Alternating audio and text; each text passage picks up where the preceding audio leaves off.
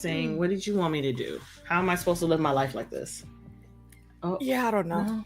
Okay. I don't know how we're doing that. Thank you. Hey, y'all. I hate it. How y'all doing tonight? Nope. Okay. There we go. We are a bit out of sorts, just a touch out of sorts. Bruh, I should have brought some drugs in here. Apologies for the late start. Sometimes drugs sometimes they make things better. We are not advocating for any of you randoms listening to go and do drugs. I mean, actual medication drugs for situation. Because we're sickly. Very much so. But I will start off as always off topic, but shout out to my little bruv who is no longer with us. I had his birthday today, so moment of hugs and heartfelt missing yous and all that good stuff. Okay, now back to the shenanigans, because I think that's all I can call this show right now is shenanigans. And before we get to what is really the tea about these two episodes, we start at the beginning where we see Crossbones talking to Amelia at the funeral, which I didn't really have too many thoughts on that, because I just don't like him. I don't at all. Like, there's nothing appealing about this dude. If you're a villain and you're a good villain, then yeah, I fucks with you. But I don't like him. Nothing about him. Greasy. Everything he does just is grungy and dirty. Ew. Well, also, sorry y'all. Hey, folk in the chat. RJ, what is going on? What is going on? Yes, yeah, you know, we about to get into it. You know. And yes, we got the prime Merlinian of Eagles en route. And yeah, if you don't understand this reference that John is making right here, are these the Nazis general? Go watch Creature Commandos and you'll get it. So yeah, we're here now. Talk about these things. Daynard, what is going on? Sunny, hello. Damaris, what's up? Lovely to see everyone. Did he need a bath after seeing him? Yes, very much that. Like, yeah, he looks like he stinks. He do. He smell like yeah. Yeah. He smell like Don't like the drugs, but the drugs like me. It'd be like that sometimes. And yes, he will do anything to get what he wants. And that's why I was saying last time, I feel like if he really was trying to help our girl Harcourt, he would have came through with the help long before now. So yeah. Where do we go? Oh yeah, to the park where everyone is on high alert because of course this idiot ignored the code word, and he comes in, and to his credit, he does come in, and he's always keeping the human shields. He plays with the puppies for a little bit, jumps over and stupid move sitting in front of Harcourt, but he does correct it pretty quickly. And he sits on the other side of her, which is blocking Rip Jagger's shot, because he was the first one to see him and call him out. Like, bitch, get out of my crosshairs. Just move your head 2/4 inch to the right, please, so I could shoot him. But yeah, that wasn't happening.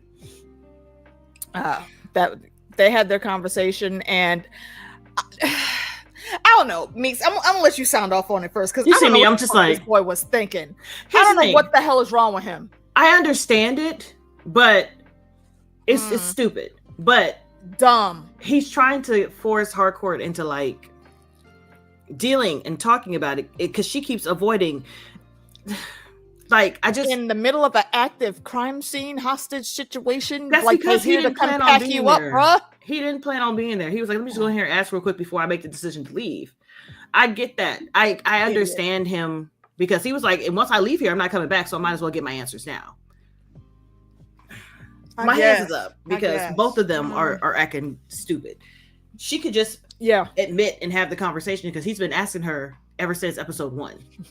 Literally, ever since episode 1, he's been asking, like, so what's the, things happened that one time. How are we feeling about it? Is it a thing? Is it not a thing? Like, and she refuses to answer.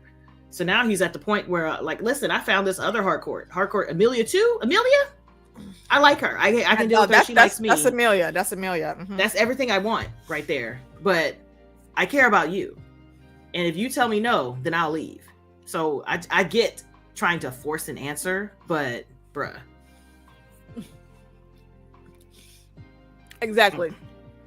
A serious conversation in the middle of a setup operation, and you knew it was a setup because y'all already had a code word. You knew what you were walking into, and you thought you were going to be able to just dip in and then dip right back out. Really?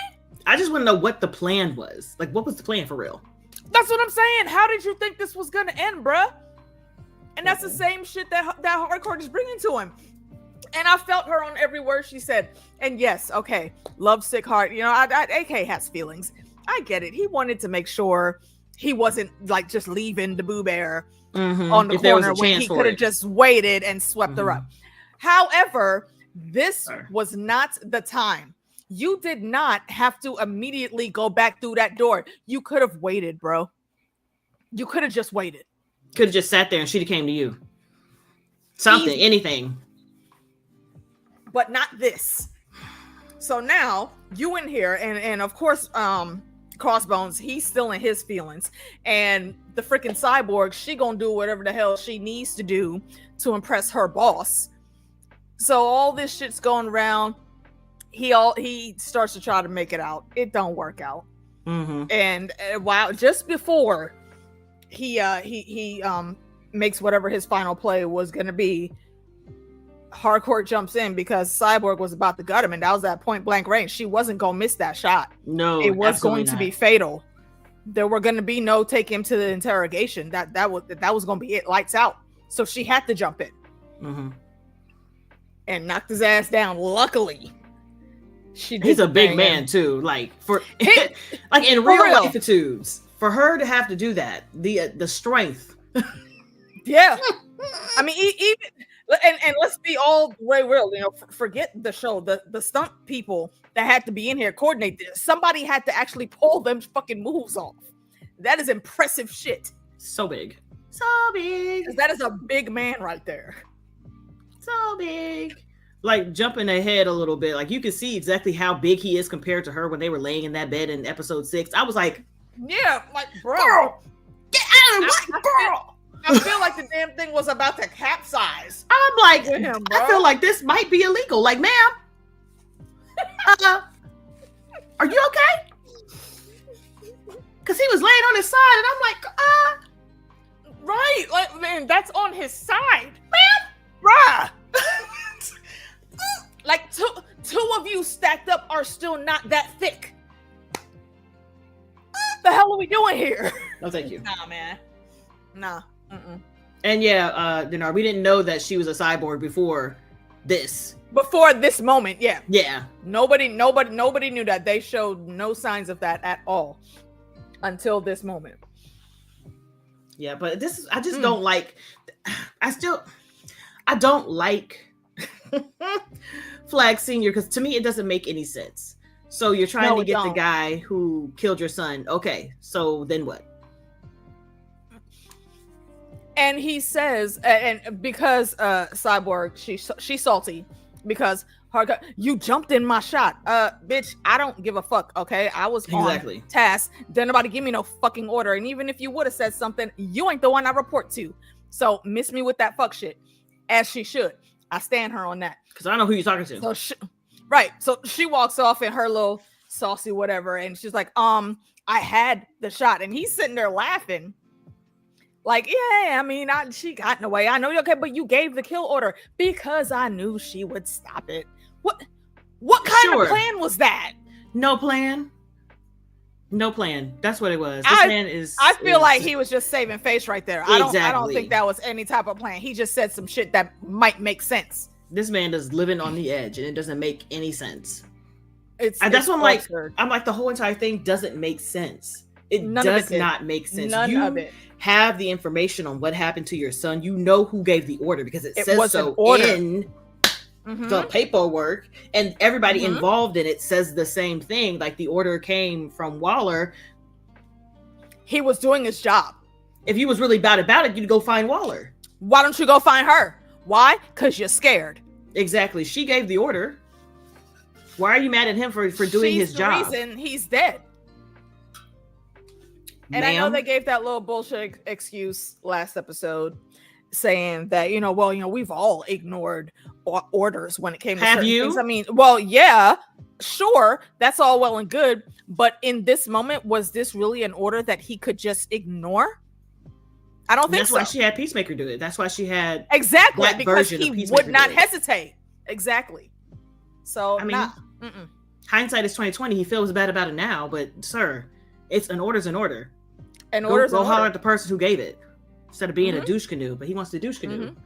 So I mean, he's literally doing the same shit that Waller is doing to Harcourt. Which it really makes no sense. Like Harcourt, of all the people on the team for her to go after, Harcourt makes the least sense. It's wild. But anyway, we cut back to ads and her and Adrian, and they're sitting on the porch steps, and she gets a call, and she thinks she's setting up her first security detail job. And you don't catch it right away because I didn't know what that term meant either. But Adrian is looking at her a little bit sideways, like, The moment I saw him go, saying nothing. I'm like, what is? I'm like, this is not what she thinks it is. That is how I knew some shit was off. That is exactly how I knew. Just looking at him. That and too many weird questions. Yeah, she was answering, and I was like. Your mother, and this is again, you'll probably hear me ask this again because I question sometimes. Your mother is Amanda Waller. How do you not know these terms? How were you not able to pull from that conversation exactly what Adrian caught?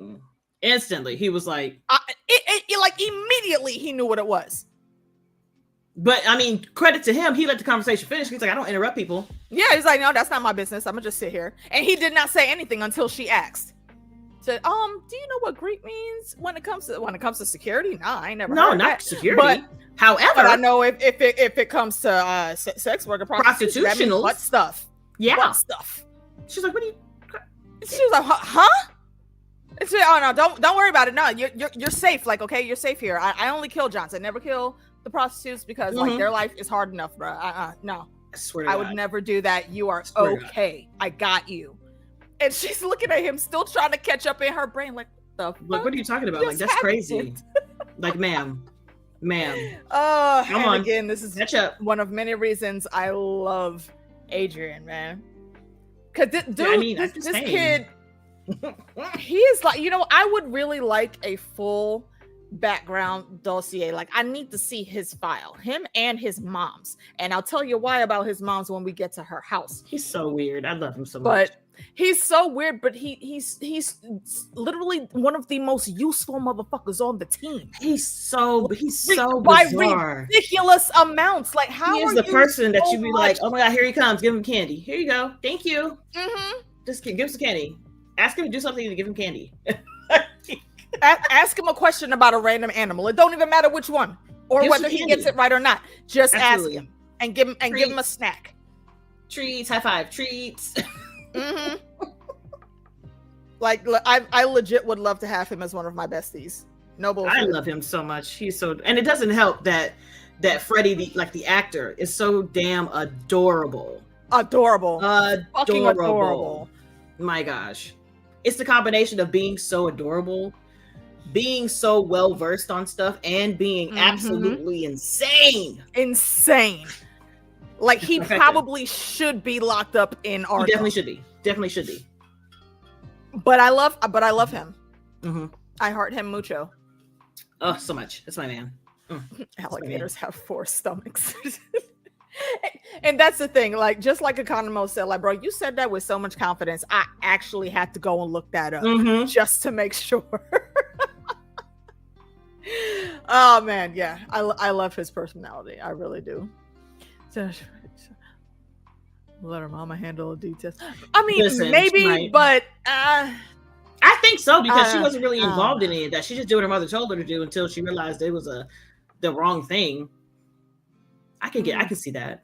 I can see that. Yeah, but ma'am, you just set yourself up a sexual encounter. A whole lot. Yeah. First of all, she need to pull that damn ad from the freaking thing. Like, never renew your subscription to that because it's fake and shady. And now she already knew that because she was just told, but now she has 100% confirmation. Do not fuck with that damn place. Nah, leave that magazine alone. No, thank you. Oh goodness. So yeah, after the and that was a question I had on my notes, is how is ads this clueless about this stuff? But yeah, maybe she was extra sheltered. I don't know. But we cut back to headquarters, and here's where Sasha's really trying to pop off. And I guess that cyborg status that she has now, like, really has her in her feels, thinking she could just pop off. And Harcourt is not taking no shit. Because, no, bitch, what the fuck do you mean? Again, you didn't give me no fucking orders. If you got a problem, take it to HR. Get the fuck out my face. Exactly. I don't know why you're talking to me. Respectfully. Exactly. I say that all the time at work. People, listen, especially now with all the shenanigans going on, I just want you to explain to me, what does that got to do with me? What does me telling you that you need to do something because they're requesting you specifically has to do with me? So why didn't you just ask them about why didn't you just do what I tell you to do and take the phone call? They're asking for you pacifically. Personally. You, not me. I'm not going to do nothing but transfer them to you. They don't want nothing to do with me? Bet. So I feel that. Like, I don't know who you think you're talking to. Because you ain't talking to me. Yeah. Take that someplace else. Find something else to do. I am not the one. TI, expeditiously. Find something else to do. Seriously. So yeah, she has her little moment, which again, shut the fuck up and stay up out our girl's face. Economos then asks Harcourt why she turned on him. And like, bruh, sir, you've been in here following orders where you had to do shit against your friend too. What even is your mindset right now? Listen, I'd be so confused. How dare you? But I'm glad that she laid it straight, because I was like, she couldn't possibly. I'm like, listen, she couldn't possibly. I never doubted her in season 1. She couldn't. They couldn't. No, I don't. They couldn't possibly do that. No way. And I'm so glad it was like exactly why she sent the code word. Exactly. Yeah. She got him all the way together. Like, no. So here's the thing: you need to put him in the system. They'll be able to track and see who did that. Your point. What? And he never. Do you want him? Do you want him to disappear? Like, but then they'll look. Okay, so sir, make up some shit. You'll be all right, sir. Do your job. Exactly. All you have to do is your job. He is literally the law. He is a very much so a giant wussy. I get it. And he did. I understand that, but you still put yourself on this team, bruh. Exactly. Are you not the 11th Street kid? It's not what we said last season. What are we doing here? If you ain't about it, why are you here? I'm so confused. I need you to cross your name out of the club yearbook then. If this is what the shit that exactly, don't associate with us, sir. I mean, like, you could be a bitch, but be a useful bitch. Yeah, just saying. So he sucks it up, and he reluctantly agrees to go and put Chris in the system, because if they don't, he literally will. When they say we'll make you disappear in the system, this is what they mean. Because they can't hold you, beating his ass. Once he got him in that room, he was beating the hell out of him. And the thing is, immediately, Chris could have defended himself. He could definitely beat his ass. Yeah. But he didn't. Because he has grown as a person, and he knows he needs to atone, and he takes those hits. He takes those hits, and he even tries to talk to him once Crossbones is starting to say, why ain't you fighting back? You ain't shit. My son was 10 times better than you. And he's like, it's like, yeah, he was. You're right. You're absolutely right. He was. You're correct. And I know it's not gonna mean anything to you, but just so you know, I feel like shit about it. Regret doing this. I am sorry. And then he takes a knee to the face. Because I'm like, at that point, like, that's what I cut mean. Back like, out. There's nothing he can do about it. There's nothing. There's nothing he can do about it. Nothing. And you beating him does not bring your son back. Doesn't do anything. Doesn't even make you feel better when it comes down to it. He's pushing him to fight back, not because he actually wants a fight, but because he wants a reason to make him disappear and it look clean on his record in the system. That's the only thing he wants. But I'm very like when I tell you, I'm proud. What's going on, RJ? Chris, I'm extremely proud. Big time. This was a great moment for him here. Absolutely, he's just so good. And once economists put him in the system, they had to bring him in the making. They had to process. You had to stop immediately and get him processed. And then he was released almost immediately. It didn't take that long for ads to come pick him up. Exactly. At this point, what he's supposed to do. But I think my favorite part about this whole entire thing is how Fleury went to Economos and was like, "You did the right thing." I'm like, "That's and that right there, that is a thing that I made sure to highlight that we touched on, because I've been saying on our discussions and with the DJ and fandom, there is something going down with this man, because that is the realest that we have seen him this whole time. All the other shit, calling people titties. And all the other bullshit, trying to be funny, ginger cool, all that nonsense. That is not his real character. I fully believe he is on the Black Ops and he is undercover on this team. I don't know why or what his mission is, but he broke character right there, because I really like that. Absolutely, I was like, see, should have put him in the system. I was like, that was the right thing to do. It was so good. I'm like, that's stuff. And I think he knew that Economos was going to be very nervous about that, so he gave him that little bit of reassurance. Because at the end of the day, it was the right thing to do. Period, point blank. And then Economos said that, like, "Oh, excuse me for just doing my job and following the law. Like it's Argus, we're supposed to be following the law." So yeah. P.O. Box Christmas was going on. Yes.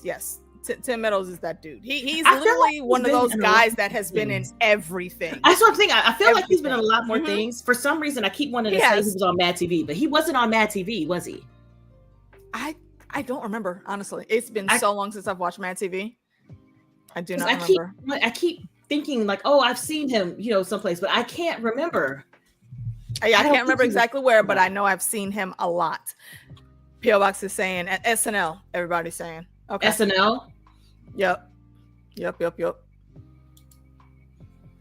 And yes, Jake, you are correct. His fake character is hilarious. 100%.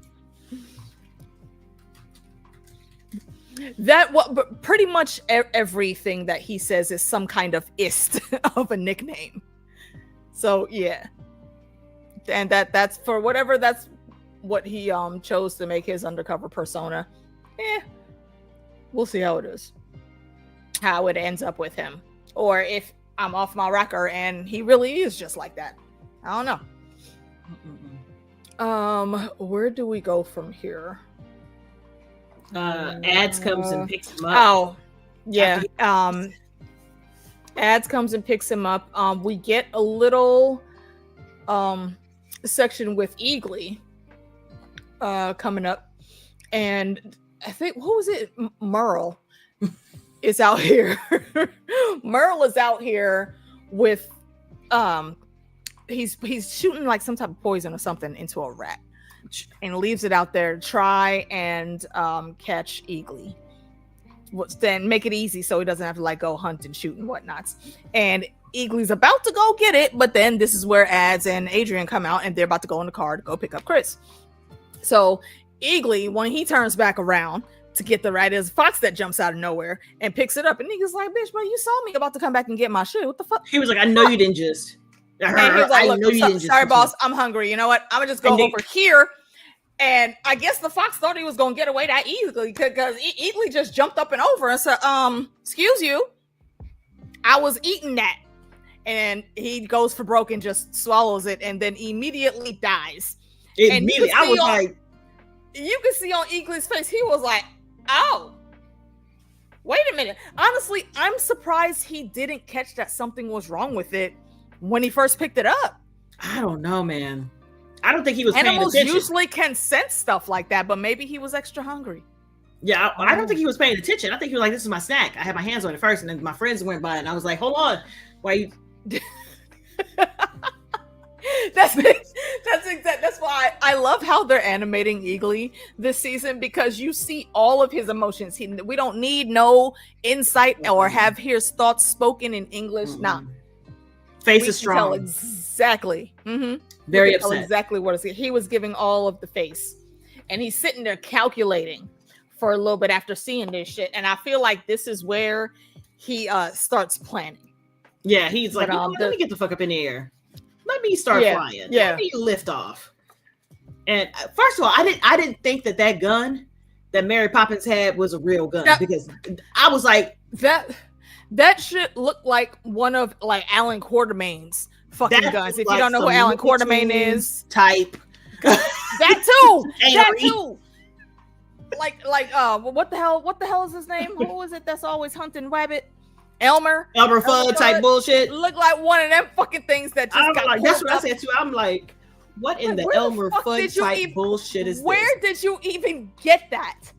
I'm like, sir, what type of modification is even on that? How are you even able to pick it up and walk around? Because it looks like it weighs 1,000 pounds. Because I'm a toddler, this is my boomstick. I'm like, my boomstick. Because that is huge for no reason. No reason. 100%. And so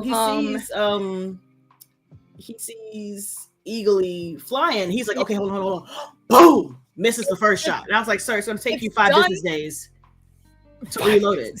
And then to hoist that a couple shots, but yeah, we can condense it all here. Yeah, he takes that shot, he boom! misses, and then he's like, shit. And he starts running. He sees it come again, and he shoots and he hits. And he goes over there and he's looking at it like, damn it, I finally got your ass. Yes. And surprise, he catches one to the back of the dome. And we turn around. Before he can even get up to say what, he catches another one to the side of the face. And why is this happening, you may ask? Because Eagly is motherfucking Turok Maktul from Avatar, and he called the fucking banners. He did. And he said, not to fucking day, bitch. And they smooth clean cut his ass out. And immediately, of course, and this is how it always goes. And I feel like there's something a little bit deeper here that James Gunn was saying. But, we're not going to get into that. If you know, you know. He said, oh, I realize I was wrong now. I'm sorry. You are that one. I'm so sorry. Please forgive me. Please. No.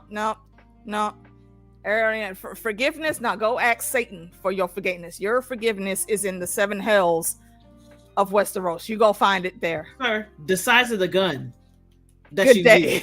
Why did you want forgiveness from me? Absolutely not. Absolutely no, sir. That's planned. Right. And so he's called the banners. Eagly is literally sitting on this tree stump, and then we catch that. And I've been saying that also. This is another vindication. I've been saying there's something fucking up with Eagly. There's something up with Eagly. I didn't know exactly what it was, but this motherfucker is super powered, and I'm still even more now thinking he is not from here. I was like, he did not originate in this world. Wow. Like, listen, he literally called everybody. I was like, oh, look at all the colors. Everyone. And eagles don't hang out together like that. That's what makes it such a big deal. Nah. Well, he's gone now. Yeah, so on this day, Merle passed. We will not be seeing him. We may see him in the DCU again, but not as this character. That's not. Oh my gosh. That's a wrap. I just looked at the titles for the next 2 episodes. What are they? Episode 7 is Like a Keith in the Night, and episode 8 is Full Nelson. Okay, so Keith is definitely going to find out what's what. Listen, where we left off. Yeah, there's a little bit to go before. Oh yeah, but 6 though. I just noticed the title and I was like, things are coming. Yeah. Eagle Supreme, like Eagly's Justice League. Yep. All of that works. Pretty much. You think he's like Crypto? I don't think he's like Crypto, but he's definitely not regular. He's not regular. He is not a regular Eagle. No. So we cut back. We see when Chris gets into the car with Adebayo and Adrian, and they're driving off, and Judo Master is sitting keeping watch. Just now ran out of Cheetos, and he can't go get more because now he has to go on a mission and follow them. And this is where we get the explanation that Crossbones set all this up and got him out of there that quickly. So maybe now he's too disoriented to notice that he's being followed. It don't matter. And he may have noticed them and just didn't care because he already knows where he's going. He don't give a fuck about who don't like him over here anymore. Like at this point, yeah. What's the point? It's a wrap. Done. Your business, not my business. And the whole time while they were in the car, you know, he's saying all these ads and ads is cluing in like, bro, what you mean you done? What you mean, bro? Explain yourself. And he's saying the words without actually saying the words, and she's literally side-eyeing him the whole time. Like the one thing about her is she's highly emotionally intelligent, so she clues in on a lot of stuff when it comes to her friends, and so she's just noticing like the shit's not shitting right now. Like the shit is backed up. Like you talking reckless and strange right now. You talking like I'm about to not be seeing you. Exactly. Anymore. What you mean? Exactly. So he already made the decision. So he's just trying to wrap it up real nice and succinct. And I forget where they were heading off to, but they drop him off at the cabin. And Judo Master is already out of the car and in the woods. I would like to know where he parked and why they didn't see him, but you know, neither here nor there, I guess. He's powered by flaming Cheetos, and that's actually a theory that we talked about on DJ's channel. Does he eat those Cheetos because he also is an alien and that's his fuel? I don't know. Probably tinfoil, but maybe that's the case. But he's out there spying. He calls to check in with Bird Blind, and they have their little back and forth and whatnots, and he goes to report in, and Cyborg is making the hard eyes with Crossbones, and it's starting to look like eel. Yeah, between the two of them, very much yuck. Very much the eel. Don't get munchkin, bruh. The names this dude comes up with. So he gives a small report on what's going on with Judo Master, and then it cuts back to Chris at the house. This is where he starts writing the letter, and he's setting up to leave. Judo Master sees him open the thing, and takes his last look around. Eagerly flies back in with a finger, and is like, you know what? I'm gonna just act like you found that. I don't care. I'm not investigating shit. Let's go. And he opens up the portal, sets it to close after, I guess, couple seconds, and he makes sure that it's in a position to where it's not on the inside. It's left there, so he can't come back. And Judo Master decides to follow him, which I don't know why the fuck you would do that, but he did. That's manners. And he jumps in. So we don't know where he's at though. We don't know, because it took a minute of him standing there before he followed Chris in. So Chris he might not already out of sight. Yeah, exactly. He might not have known which door to go through, for all we know. And I think it's likely he went into the room where the alien has been coming out. I don't know, because at this point, or maybe he's just wandering. I don't know. If I'm following somebody into a dimensional, like a portal where there's other doors, I'm not going through no other doors. I'm gonna be like, oh. But if he didn't catch Chris before that door closed, that's what I mean. I'd be like, I'm not going there anyway. I'm gonna be sitting in this portal, like. Maybe he is still in the portal room, and maybe he got there just after the crew got there. I don't know. I think they would have seen him if he did. So I don't know, because here's the thing: if I don't know where he is exactly, he's either walking around confused and lost. Because even Ash was like, "How in the hell do you know where you're going in this thing? You don't." Yeah. The only and he also doesn't know what the door looks like. And he doesn't know what the doors look like, and even if he did, he doesn't have the code. So he's, as far as we know, he's wandering.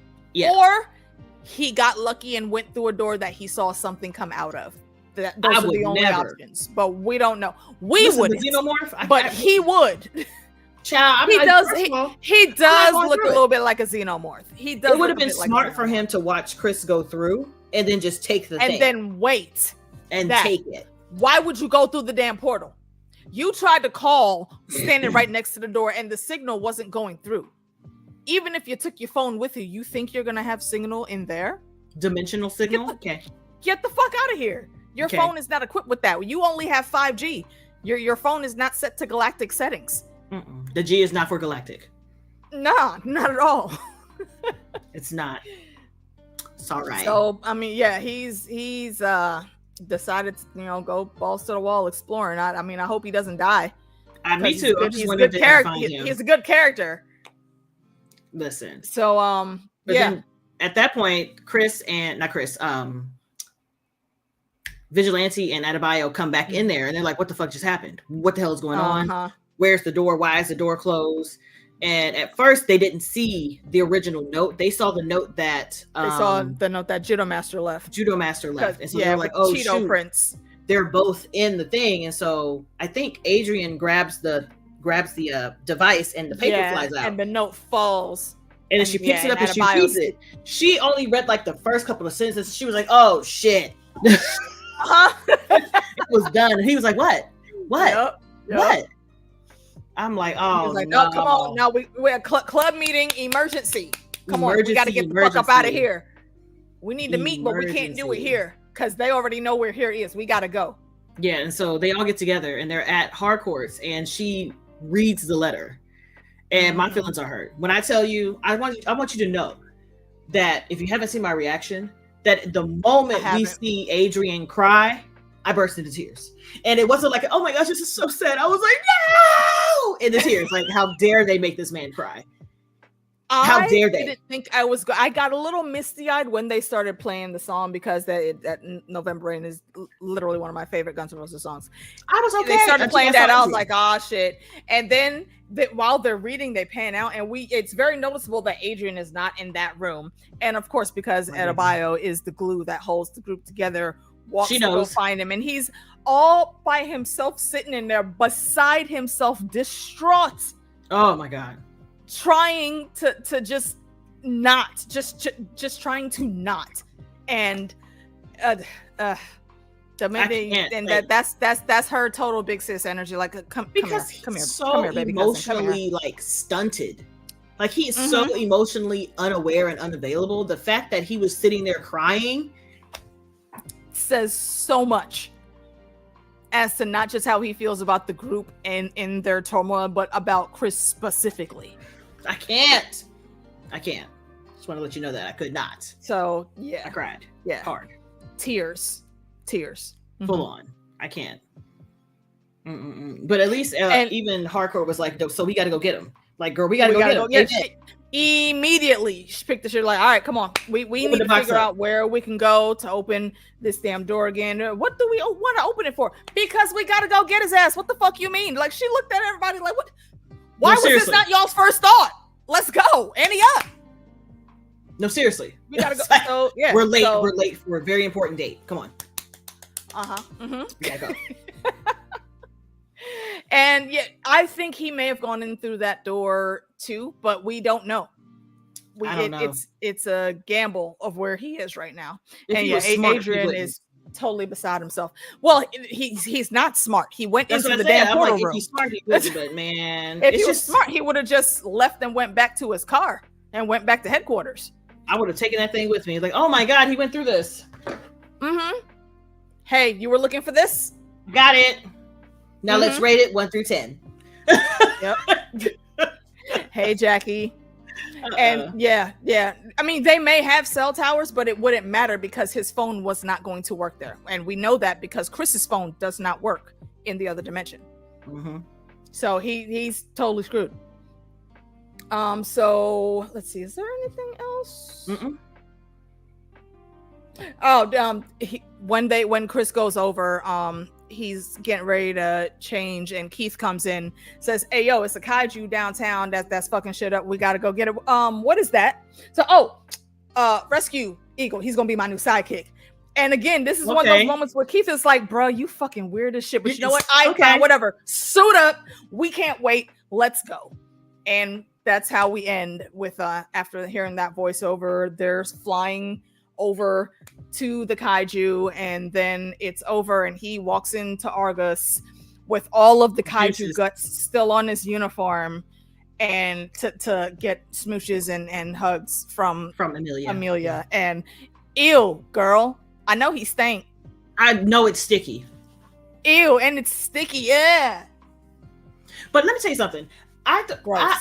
Listen, I know it's the same actress, of course, but the way she looks in this dimension, I love how she dresses. So other, bro. It's so different. Pretty. She's so pretty. Yeah. She plays these roles so very well. What are we rating this by? How many Eagles? Exactly, gonna say Prime Eagles. The Prime Eagle director. How many Prime Eagles are we giving this? I will give this an 8.75 out of 10. There was some good action scenes. All of the dialogue was on point. Everybody's emotionals were all over the place, and they were hitting every note of those all over the places.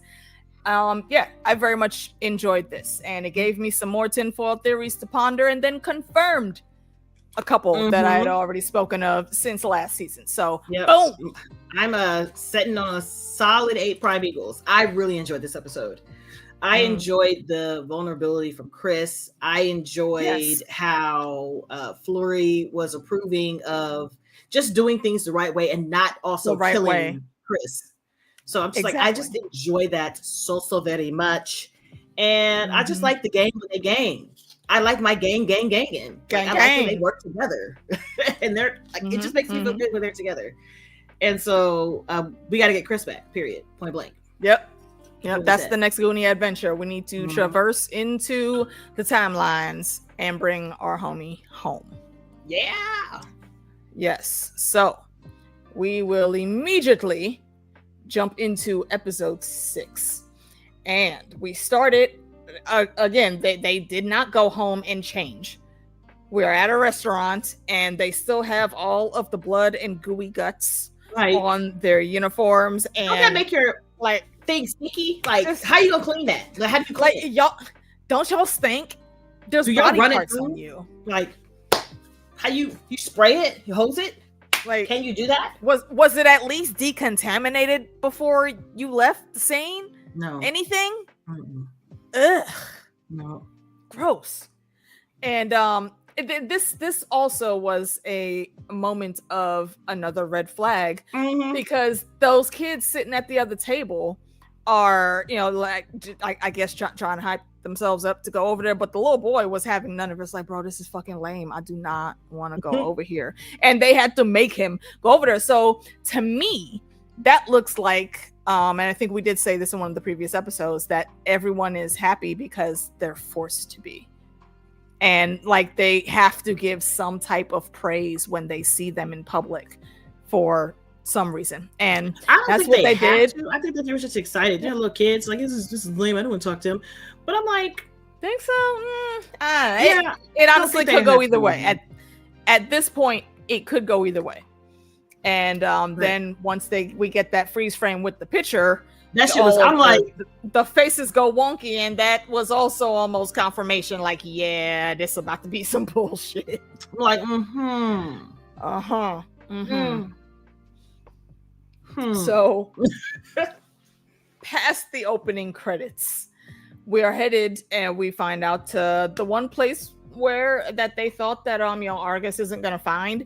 And I did question this for a hot second, but thinking deeply on the way Adrian be moving, they probably don't know where he lives at all. Do they know that he's Adrian Chase? I don't think they know that yet either. That's what I'm thinking. I'm like, wild, maddeningly wild. I don't think anyone has made that. I feel like, because he's always covered. Maybe, and also maybe there's some random trick that we don't know about that's in his glasses. Like, even if he is seen outside, people aren't actually seeing him. Because I'm like, if you think about him being out there in the world doing stuff, he is completely covered from head to toe. No identifying features, except for when he talks. But does he really talk to the other? Like, does he talk to anybody outside the team? I don't think he does. Because that, from what we are about to have confirmation on, is that he has been doing a lot of crime fighting across the city. A lot. Massive amounts. And no one's ever been able to catch him. No one's ever seen him take any of these things from the crime scenes. And what am I saying about that? Let's set it up properly. We get to the house, and immediately Mama Vigilante is a national treasure, and I will never hear any slander in her name. And I feel like Adrian absolutely gets it from his mom, because to me, even though it seems like she might be scatterbrained and whatnots, I think she was 100% with the shits. And she was checking all of the information that she had gotten from her son just to see what these people was actually about. And Adebayo, of course, because it's Adebayo. Hey, Mom, how you doing? Hugs. I'm Adrian's friend. Oh my God, he's never had friends. And of course, it's Mama. So she immediately also goes into the hug, and she starts going down the list. You must be a conversation. You don't seem like that much of a bad nerd, or something to that effect. Yes, you don't seem that much of a nerd. I'm like, wow. And she literally runs down the whole thing, and then she gets to Amelia. And this is where the thought came into my brain, like, oh, nah, she absolutely knows what the fuck is going on. She's just checking to see what this little boy been talking about. And she goes down the whole list of things that he has said about hardcore, and the moment the last syllable came out of her mouth with Amelia's name, he turned around with the fear of all of the raging gods on his face. Mom, shut the fuck up. And that confirmed it for me. I was like, okay, yeah, you've been in here lying, and Mom about to call your ass out. Listen, all of the business, how you guys are exes, but all he needs is someone to teach him how to love right and be gentle. And like, don't worry about being slutty. It's all right. Like, word? Okay. Right. Hardcore let her talk her shit so she can also get the tea. What else did he say? Okay. Word? Wow. That is something that could be worked on. Yeah. And only until she gets all of the information out that she say, oh, you know what? These young couples, it's not in my beeswax anyway. I'm gonna go over here. Y'all kids have fun. But the way he was yelling at her, I'm like, listen, Adrian, honey, I understand it's embarrassing. It's embarrassing, right? But that's your mom. Okay. And that's your lesson. That's a lot of customization of your mother, and I don't like it. Bruh, the shit that comes out of his mouth. Yo, does anybody else have a mom that's like a damn tick on your dick all the time? Sir, young man, that's horrible. Baby cousin, come here. Let me talk to you. That is He's saying that shit about your what? You could have used other words to describe how annoying you think your mother is. A tick on a dick is disgusting. Reggie, shut the fuck up. Like, that is disgusting. So, as RJ is putting here, as a slut, it's definitely all right to be one, but telling your mom I'm slutty is where I draw the line. Exactly. How dare your mother do what I do? That's supposed to stay between me and you, bruh. Friends. She don't need to know what parts and holes were explored. Friends. Last night. How dare you? I wish I had a ponytail so I could just fling it, because it needs to be flung. You think he okay. I'm going to say, because I do differentiate between the two Amelias. I call our Amelia Harcourt. Other dimensional Amelia is Amelia. I think Adrian could take Amelia out, but Harcourt will fold his ass in half before he could blink. I don't know, man. I don't know. He can fight, but I think she could take him. I feel like it would be pretty even. It would have to be a determination situation, like who is more determined. Who is more determined? Because Hardcore likes fighting for the love of the game. You know what I'm saying? For the love of the fight. Just to do it. And I don't know if fun on a Saturday. That's if Adrian would do that. Like, he, especially with friends, I feel like he would be more reluctant to do it, but he'll do it. It would just suck. There would have to be like a very, very big reason for him to actively want to fight her. So I'm like, I don't know, man. I feel like my money would be on Hardcourt. And that's not me saying that he's a slouch. He isn't. Oh no, because it will be a hard fight. It will be a hard fight. As we're about to see, as we move in here, if he wanted to, Vigilante could surpass the drug game on levels that freaking like Griselda Blanco couldn't even see. Bruh, I'm spending all of that money. This man was just telling ads the other day, hey, I'm a little short on cash. Can you help me buy breakfast? How many billions? If they said millions, I think no, there's billions. You got to take into inflation on those drugs that are down there. How much money is in there? And I'm not even talking about the cash, just in product alone. And product, we're talking billions. That's what I'm saying. It's billions that are down there. He's talking about, well, I can't just use all this. This is like blood money, bro. Why would I ever do that? What the fuck do you mean? Hardcourt has final notices and reds. And if they make it back out, she has money to pay those bills now. Me, myself, I would not have been walking out of there with anything less than 20 or 30 bands. Easily. And that's putting it lightly. Because what do you mean you have all of... Hey, you know what? Chris is still going to be over there whenever we go. Give me like a half hour. Let me bag some of this shit. Adrian, let me help you out. Bro. You don't want to do nothing with it? I got enough crevices and folds to tuck. I don't want to. No, I don't want to take that into with me. In it. I can fold enough and put some in my hair. Like I'm out of here. That out of there and put it somewhere where I can go find it when I get back. I don't know what's going to happen. Craziness. I'm leaving. I'm leaving this. Right. I'm leaving. And exactly. And that is exactly why when he turned his back, they heard him say that shit. Everybody started grabbing, and I do not blame them. I would have been mad if they didn't. Like it's too much money. and I would absolutely be taking some of the herbs and stuff. Yeah, I'm good on that because I don't fool with any of that other stuff. But some of the I don't know enough. Stuff, I don't even know where to sell it. People are like, you want a dime bag? What's a dime bag? How do you determine the dime of the bag? I don't know. I wasn't talking about selling it, although there are phone calls I can make. I would literally be the warehouse. I wouldn't be directly in distribution, but I would be the connect. You need how much? Right, come get it next Wednesday. And I'm taking the Beanie Babies because that was literally the collection of the gods of Beanie Babies. I'm taking the Beanie Babies. And he had multiples of everything. Do you know somebody will buy them? Some of those things are. Somebody will buy them. Somebody will. Exactly. I got bills.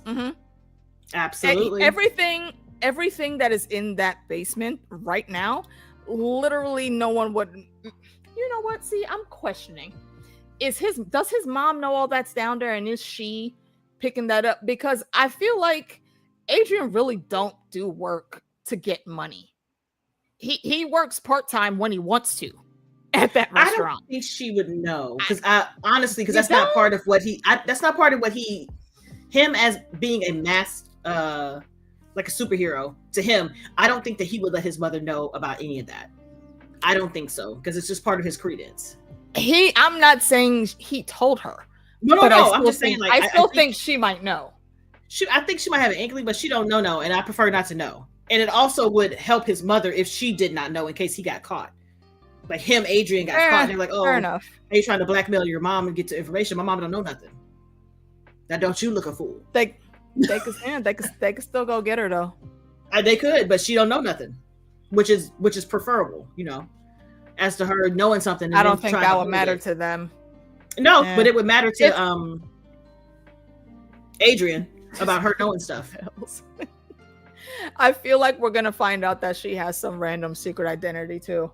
I don't know, and maybe that's not even that's not even her kid, but she's raising him. She's just as adorable as he is. So weird. But she is a treasure.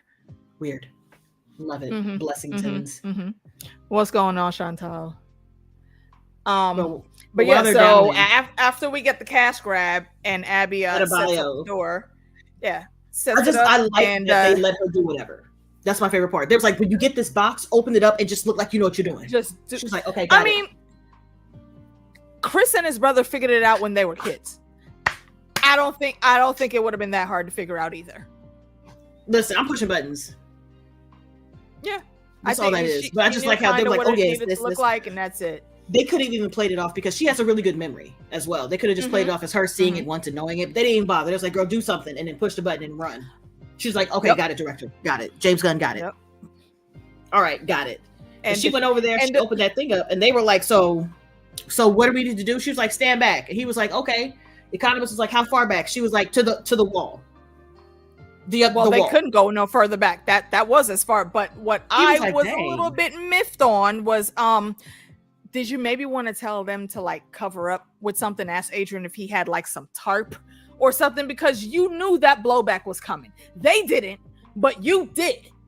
So why did y'all not prepare for this? Now you got to walk through the freaking dimensional portal room with cocaine all stuck in your seams. Who wants that? What if some type of moisture would have been there and it would have soaked into their skin? Because it got all over them. Well, first of all, it's powder, so I'm pretty sure they inhaled it. That too.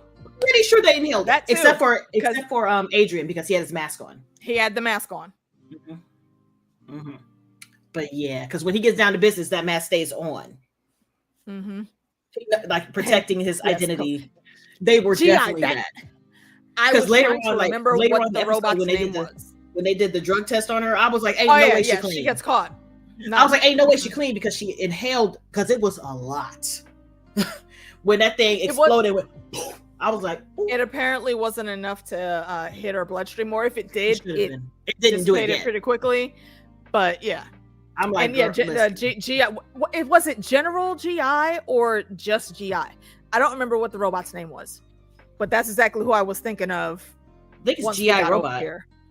Is it GI Robot? It's GI Robot. Covered in white girl.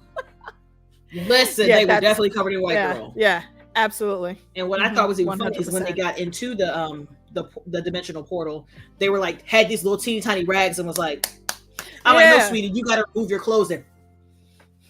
Which is another random suspect thing that I think is meant for us to highlight, because why was that shelf of towels right there?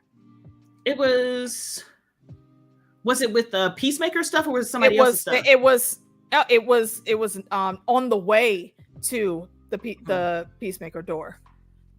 Because I'm like, ain't no way this little bit towel on the shelf. This dry towel is helping you wipe off the cocaine. A dry towel at that. Exactly. You're just massaging it in. Your skin is now eating it and absorbing the cocaine. Yep. How no one started tripping balls is beyond me. I would have died. You probably would have. All the balls would have tripped. On the asthma alone.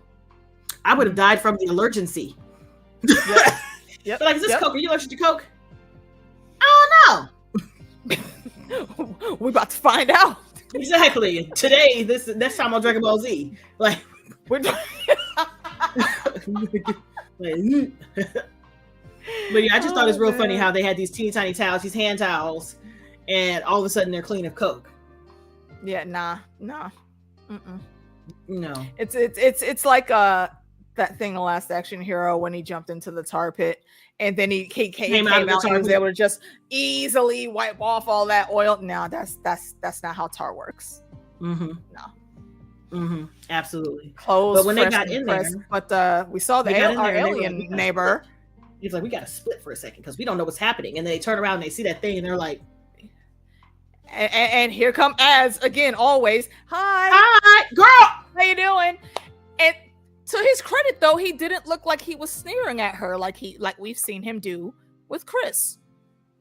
So also, and random tinfoil thing I tossed out when talking with the boys on Tuesday is what if in behind that door, the version of the world that we're seeing, what if that one is that world's alien Peacemaker?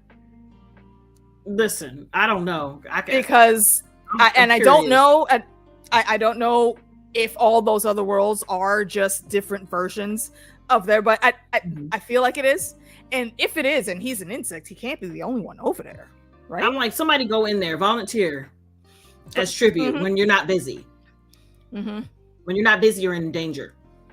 Volunteer as tribute, go in there and see what's happening. Like, what is this? Because he's using it to incinerate trash. Like, sir, so this is your everyday door. Like, what? That's his job, right? Like that. Like that's your job. You go through here all the time. You know, with this one little rat, and just throw it in there. And I'm like, and why is it just the rat? Like, what type of experimentation or the Isle of Dr. Moreau is that alien from? I have so many questions about that alien. Exactly, and we're not gonna get so no many answers. questions, and we're not gonna get any answer. Sucks.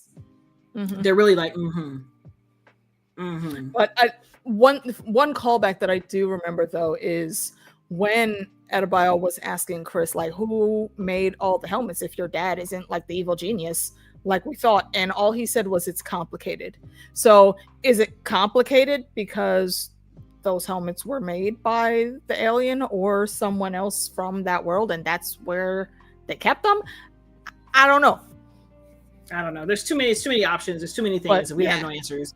I need definitive answers from them. So, but while they were walking around, they split up to look for the door because one, they were like, well, what does the door look like?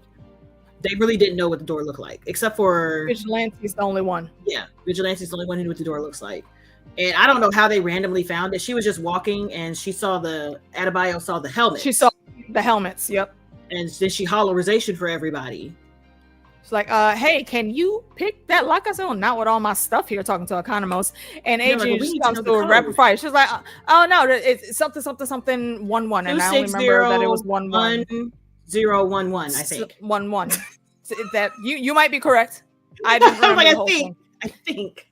I only remember those last two numbers because it was a trivia question that DJ asked when we talked about the episode. Yeah. But yeah, he runs it. They put the code in and they jump in. The house is empty at this point, anyways, and they're talking, looking around and stuff. And one thing Amelia clocks is that picture of her and Chris. And yeah, there it is, 261011. And she just looks at that picture and she's like, "Oh, that's fucking creepy."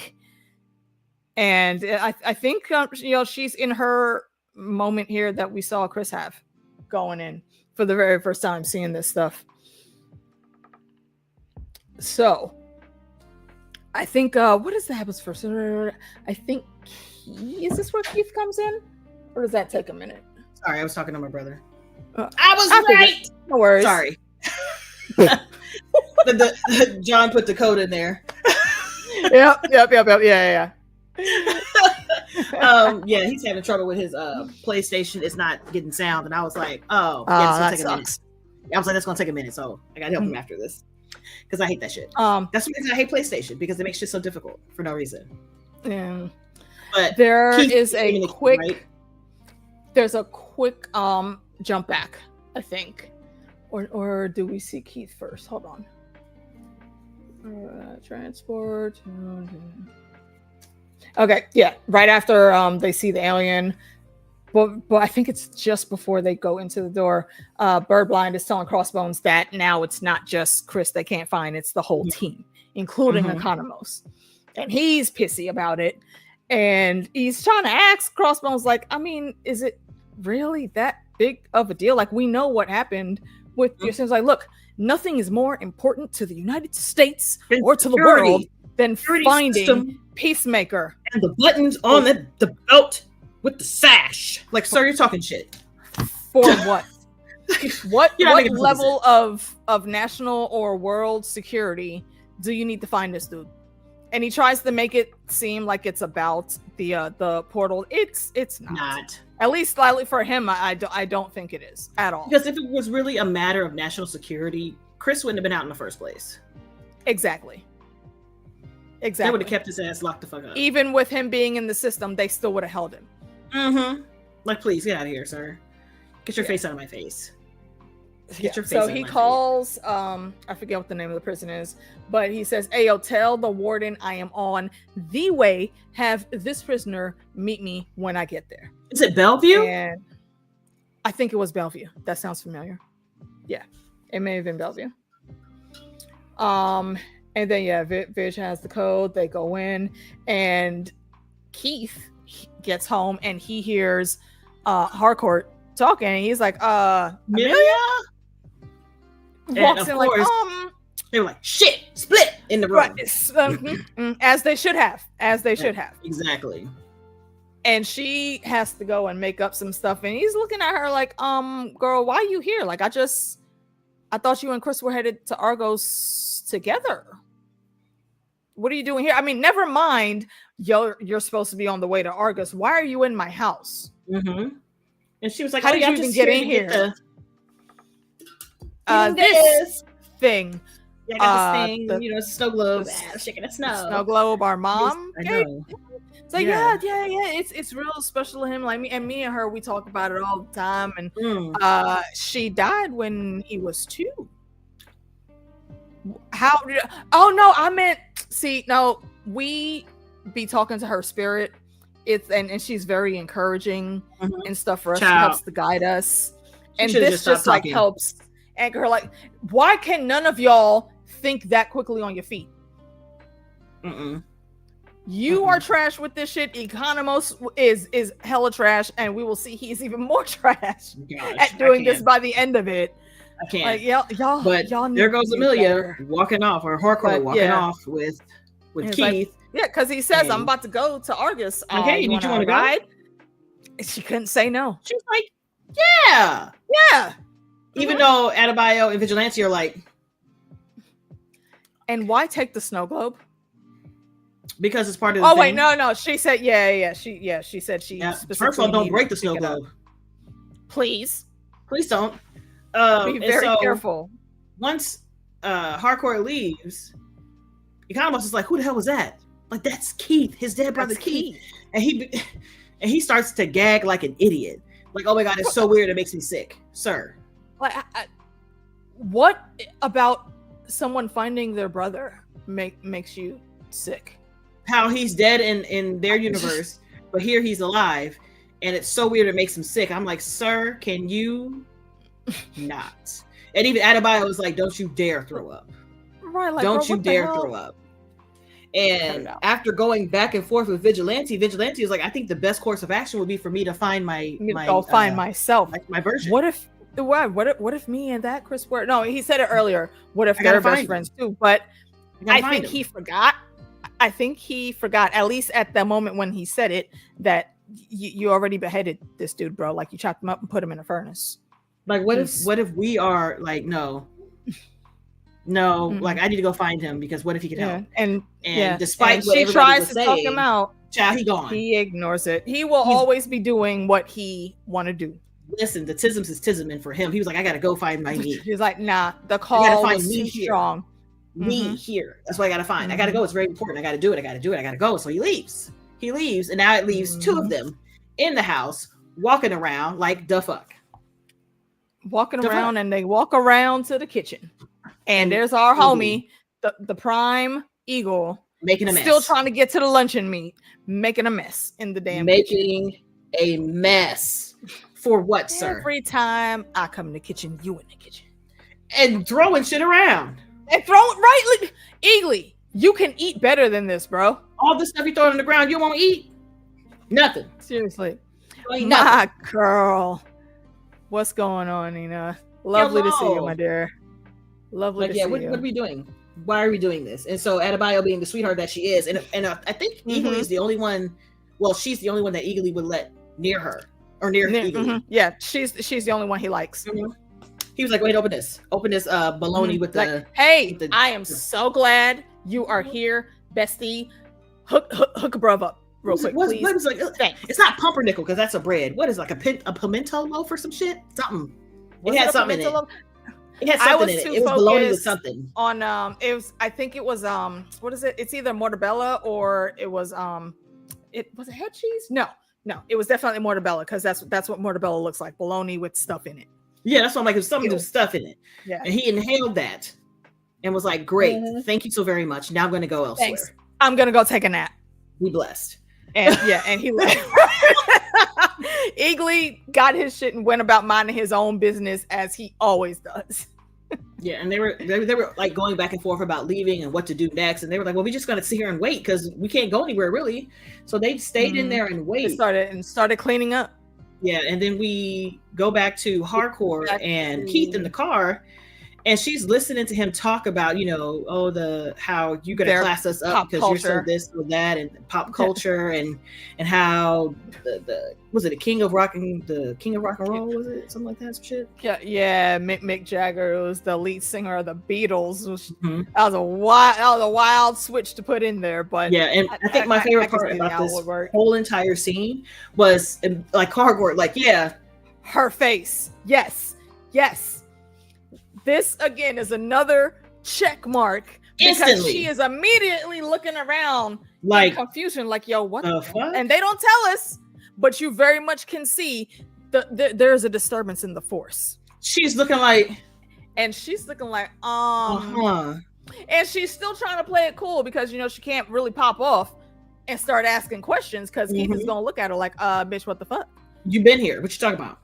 Yeah, so she's just taking it in and saying as little as possible, which she's the only one that has been able to survive this type of combo. Yes, just looking around, and they finally make it to Argus, and she walks in with the snow globe, and immediately the dogs start going off. The illegal substance dog is like, like, hold on, bitch, I smells you, and everybody is like, girl, what? Like, wait, not. Like they everybody side-eyed the puppy for a second, like exactly, like, are you sick? All right, well, we do have to follow protocol. Agent Key, if you could just walk over here, please. And he's like, yeah, man, don't even worry about it. We're gonna get you out. I don't care. I don't even think at that point he didn't even care whether she would have been guilty or not. He was like, gonna find a way, because that's his sister-in-law. He ain't, as far as he know, he's not about to let nothing happen to her. How dare you? How dare you? This is ridiculous. Is John Lennon the singer in the Rolling Stones? He might still be a singer over there, but I don't think he would be in. I don't know. Maybe they flip it to flop it. Maybe that was the flip.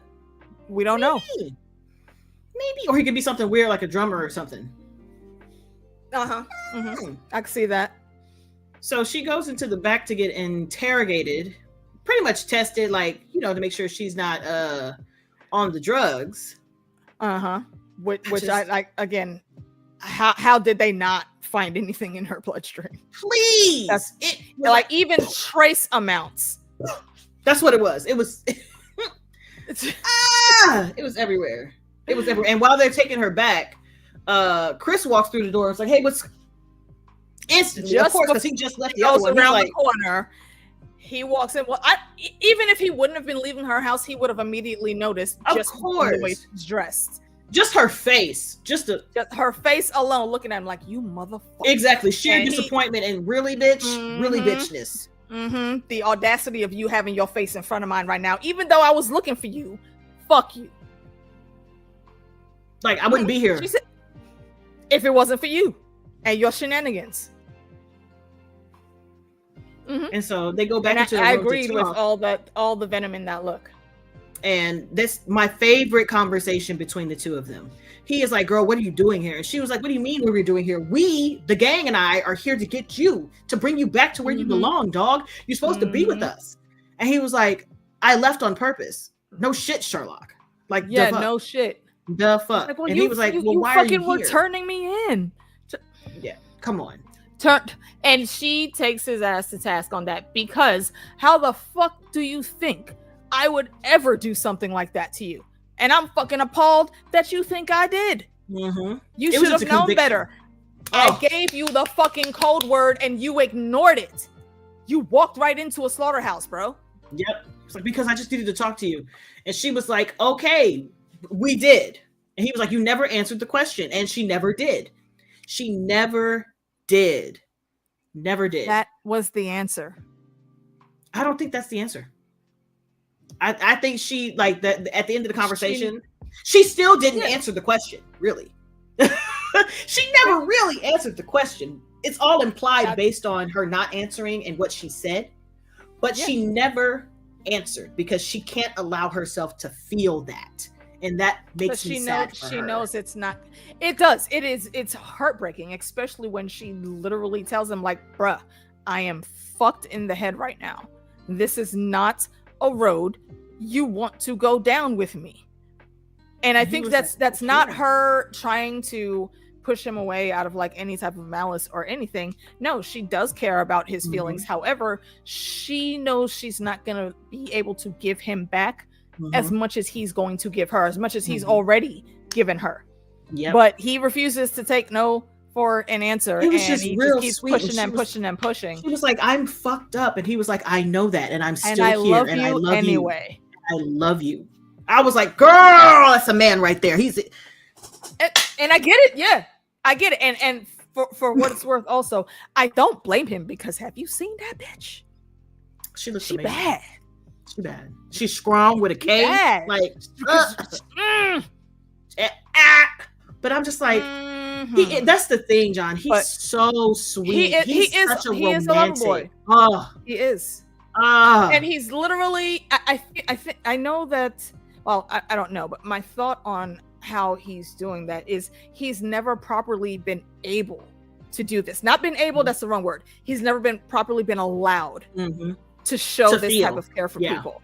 That's why he loves that group so much. Exactly. That's why like the whole first season was Is she? Breaking, yeah, she is. Yeah. The whole first season is them breaking down the walls to get to the real Chris. And to realize that arrogant asshole Chris who shoots off his mouth and makes fun of people is only up front because he has been hurt before and he is so tender-hearted and fragile that he puts that up first so nobody will ever be able to hurt him again. And they break through that. Each one of them in their own way breaks through that. And he realizes like, you know, the 11th Street kids, that's them. That's their gang. And so he feels comfortable doing that. And so that's why that's why I keep talking about the opening for season 2. At first I was like, what the fuck is this shit? But it just fits. It makes sense. It works. Fits. Genius behind it. It fits so well. And now he's able to express his emotions and he is wanting hardcore to do the same thing. Now her, girl, I don't know what you're gonna do about that. That's gonna take a little bit. That's gonna take a lot. It's gonna take a little bit, a lot. And he has to learn how to properly give her the space to get through that though. Because it's all well and good that you want to be there.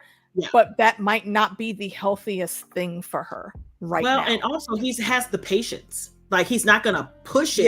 So that he's gonna wait. He was like, I don't think you understand. I will wait until you are ready because I care about you that much, and I don't care about anybody else like this. I will wait. And so I gotta grab a cup. Continue. And just seeing how she processes this and realizes like, hey, he really does care, and I care about him, but I just can't say it. She can't say it. She can't allow herself to believe it. Not yet. And I just think that moment with them was the sweetest. It's so sweet. It's so good. It's so emotionally aware. And I like that. I like this version of Chris. I like that autistic man. I like him a lot. It makes me so happy. Because all I want is for him to understand that what his father put him through is not a representation of who he really is. And he knows that now. He knows that. And it's amazing. It's amazing. But yeah, I kept looking like that is James Gunn's wife. Like, sir, how did he pulling all types of people? Like, how y'all do that? It's like Matthew Lillard. Like everybody know his thing be thangin'. They know that Shaggy thing is thangin'. Shaggy walk around with a pipe. Everybody knows that. Isn't that what they say? It's always the skinny boys. Listen. Exactly, Dominica. He was like, I'll just be over here. But the thing is, he wasn't supposed to come back. Like they weren't supposed to ever see each other again. This is final for him. So that his plan was to never see her and continue sexing the other million. Yep. I mean, he very clearly has to have game to pull her. She's so pretty and so funny. But eventually she gets cleared because they're like, oh yeah, her drug test came back negative, so she's completely okay to leave. And they're walking through Argus, and she was like, hey, you don't notice that it's weird here? And he's like, what are you talking about? She's like, you didn't notice that there are no people of color, like none. And it's like I haven't seen any since I've been here. And he's like, girl, I know what you're talking about. And he's like, you know, it's crazy. What? You sure? You sure about that? In the midst of this, because that's actually, there's a few things that come up in quick succession at the end, but before we properly get to those, though, we got to jump back to Vigilante. Oh my gosh, my man. my man. Literally only in the middle. Skipping down the street. Crazy. The car coming up. In the bush. I gotta hide. Jumps into a bush. Destroys the bush because when he got up off that bush, that bush crunched. It's like now whoever has been working on that landscape, that homeowner has to come outside and see their bush all in disarray. Crunched. Munched. But then the car passes and he finds his house. It's in the same place. All of the keys still work. He goes in. He's like, oh my God, look at the stuff on the lawn. He's walking down the hallway like, oh shit. Mom and Dad are in there. And it's like, oh damn. Dad's not gay. I guess Dad's not gay. No, I think Dad is still gay, but I think he is. He's not allowed to be that. And also, this was a red flag for me because what's wrong with them? They looked like they were completely checked out. They look like, it's 5 o'clock, so we have to sit here. Watch whatever, 5 o'clock. And that makes me so curious to hear what Adrian's background is in this dimension. So weird. But he's going through and he's enjoying and the fact that they heard him didn't even. They heard him, right? Because he is not whispering or anything. He's loud. And they don't even bat an eye. Like, I don't even think we saw them blink. No, they didn't flinch at all. He walked by them loud laughing. Scary. That's really fucking scary. Right, like they're kind of like they're in the sunken place. Mm-hmm. It's creepy as fuck. I don't know what's going on there, but I feel like it's got some shit going on.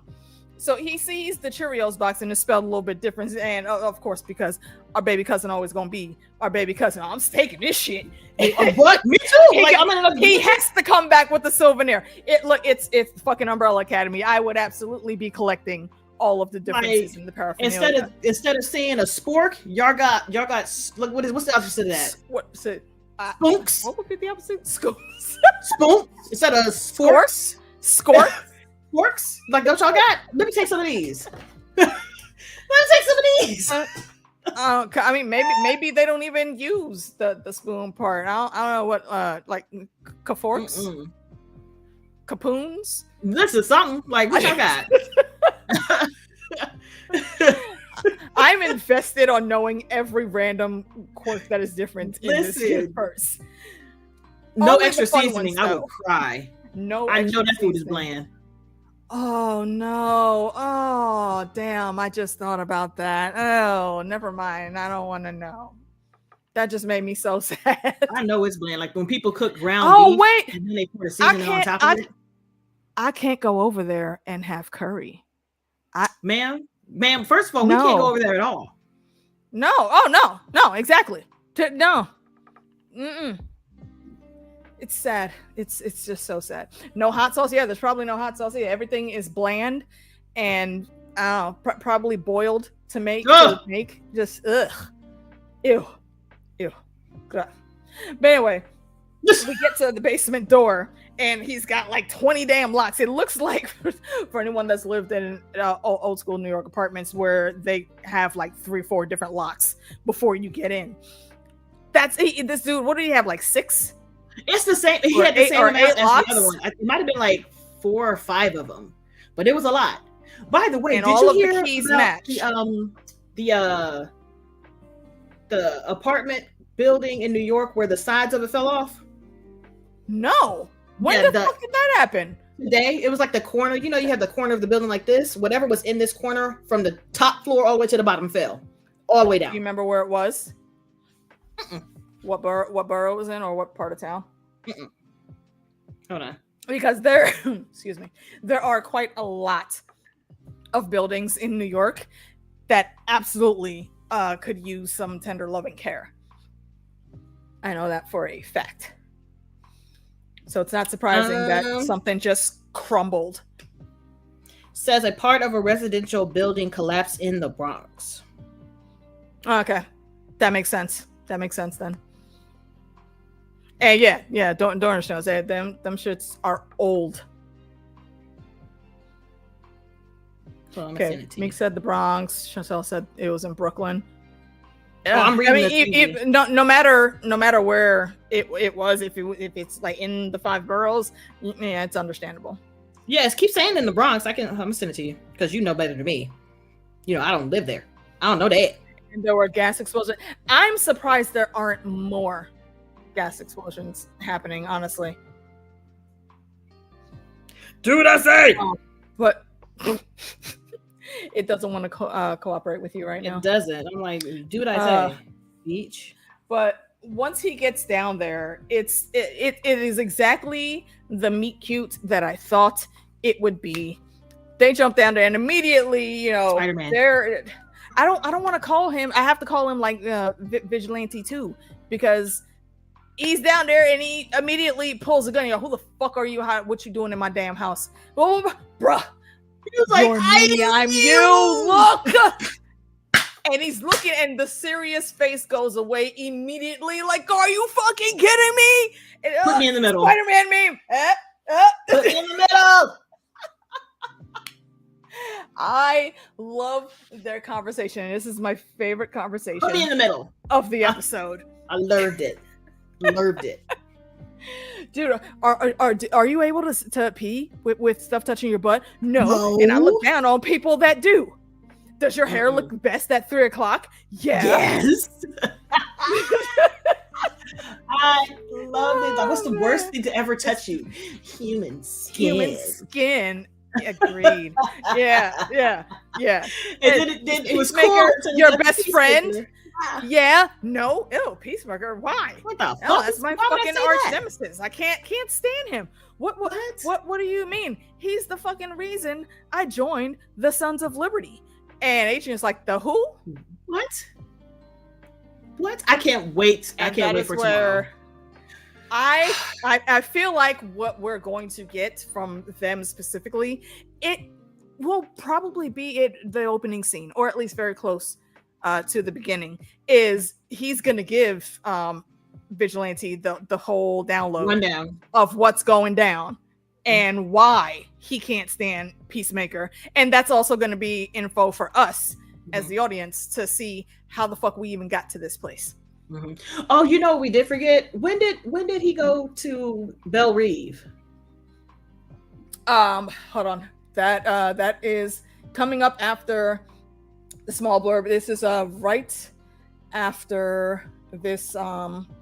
We go back to ads and Eagly, and that's when they start cleaning. Then it jumps she goes to leave. Or is that not just yet? Not just yet. So there's a couple things after that. After we see them cleaning up the mess, that's when we go to Belle Reve. Okay. Was it? Belle that's Reve. That's when we see prisoner walking down, and when he sits down, his motherfucking Lex Luthor. Oh yeah, bastard. Bald head asshole in there is still salty. Question. Because now yes. Was Superman PG-13? I don't remember. Because I'm like, the way he was able to open up in this one.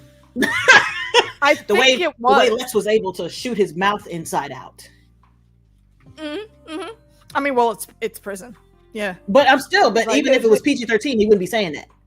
That's why I'm like, so here is rated R, but was he PG-13 in Superman? Because he didn't say that in Superman.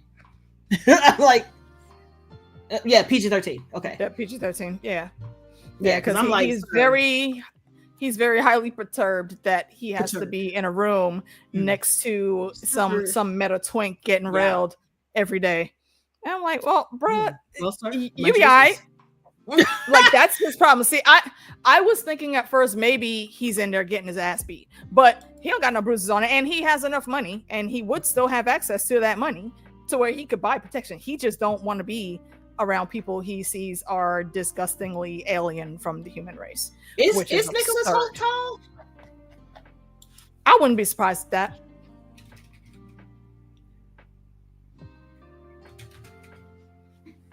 Really? How tall is he compared to Economos? Because isn't Economos like 6'7" or something like that? 6'7", 6'7", 6'8".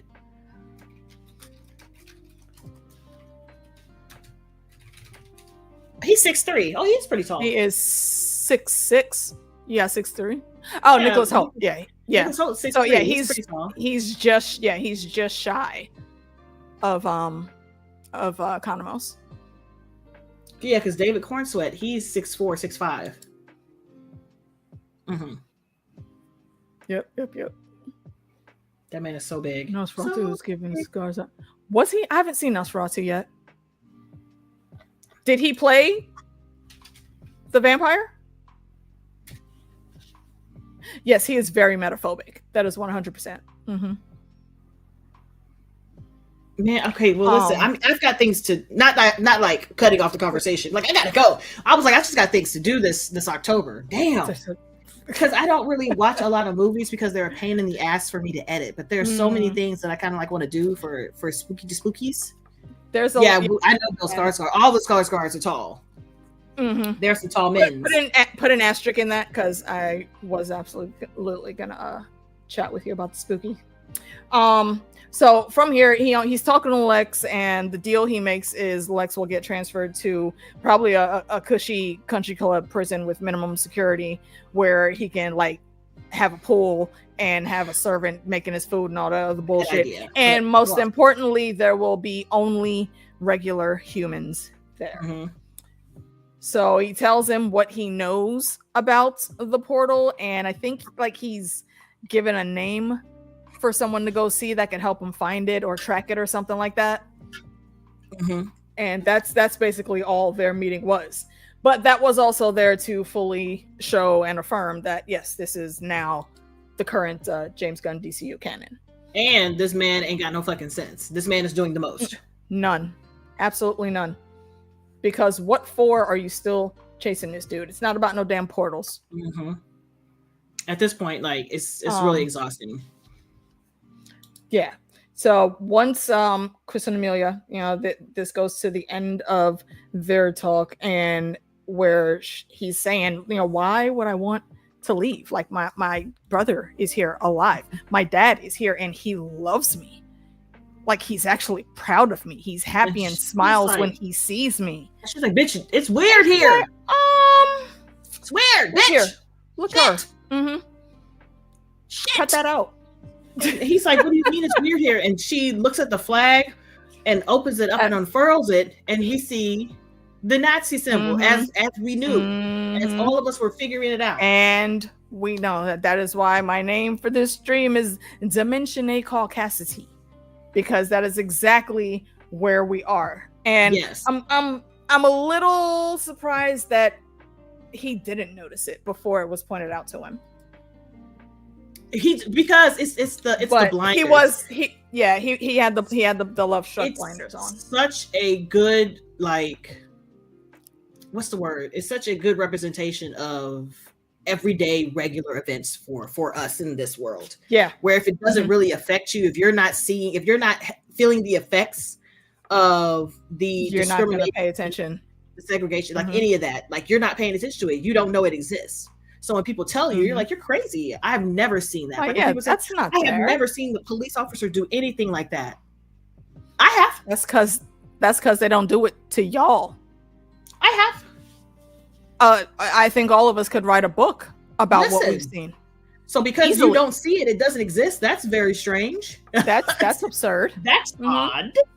And so it's very like the blinders that people put on because it doesn't exactly the epitome of I don't see color. Like, yeah. Okay. All right. And so 100%. As they're coming to this realization that this universe is not all cracked up that it's meant out to be, the real Amelia is like, that's not me. Arrest her. And what can you say at that? And in the midst of that happening, and that scene was like, it was the last of the episode, but amidst all that happening, we see Ed's outside on her walk, and she's enjoying the day. For her, it's just a nice little bit of downtime that she doesn't have to worry about somebody coming after her. But then people start driving by, and everyone is slowing down and looking at her like what the fuck? And she's like, and then people are coming out of houses and looking at her like, what the fuck? And then here comes Keith. And then Keith drives by and he looks in the F-150 and immediately jumps out the car like a black, and he starts punching the fucking horn. First of all, I already want to know the whole backstory on how they got here, but what is it you're exactly afraid of that you big burly ass you had to honk your horn to call in reinforcements?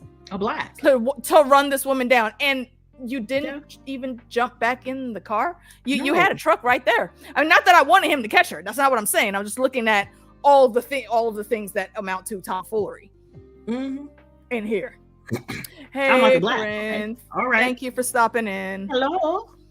I'm like, a black. Totally leaned on that horn, and everybody's running. The whole time, I'm looking at the screen like, ass, why you not running yet? Bitch, run. Bitch, fucking the moment run.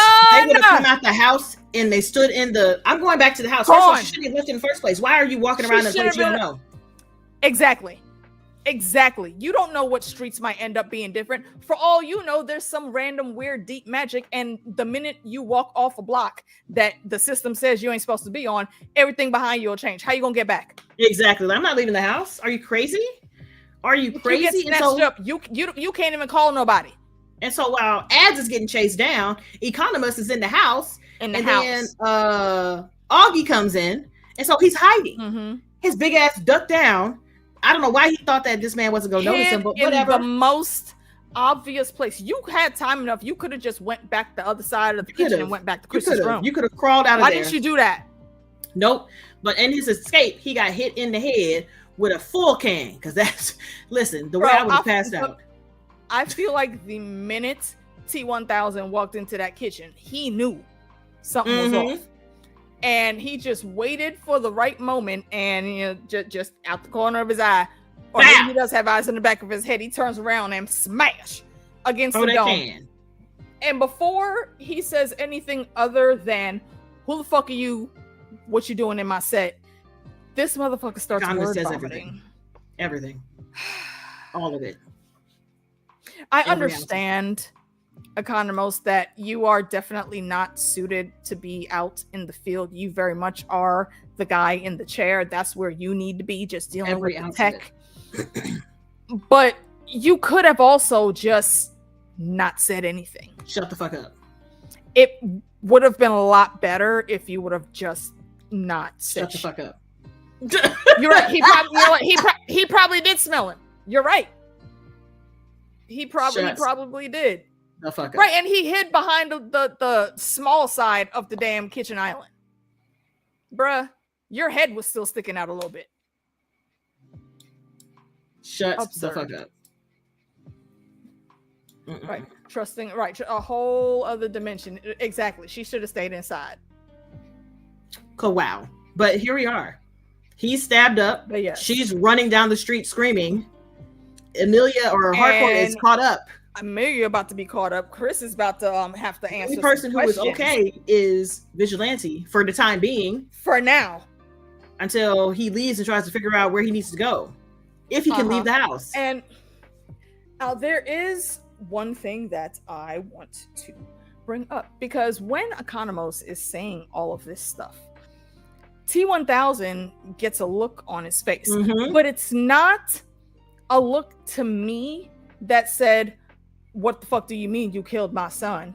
Now I got to come kill you. It was more like he knew exactly what had happened, and he's calculating to try to see how he can fix this shit and cover it back up before Keith hears about it. He probably knew that wasn't his son, but because I've been saying that since the first episode. But because he was okay with it.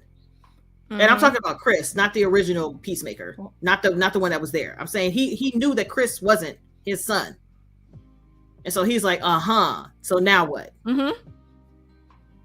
Yeah, I've thought that he knew that that wasn't his Chris that was coming back, but also when Keith was talking to him, I think it was episode 4, maybe.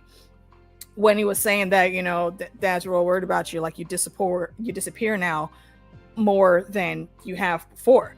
So is Pops telling Keith this because he knows again that that's not their Chris, and maybe I will posit that maybe the Chris that we saw die also wasn't the original Chris, and he may have known that he wasn't the original, and that's why he's on them pills, because he still remembers, has a vague memory of where he's supposed to be, and he can't cope with those realities in his brain for whatever reason. That's a good question. I know crack definitely does have a smell, but does like powdered coke have a smell? Does it? I wouldn't know. I know, that's why I was like, that's a good question. Yeah, that is a good question. It's excellent. So yeah, somebody Google that and enlighten the class, please.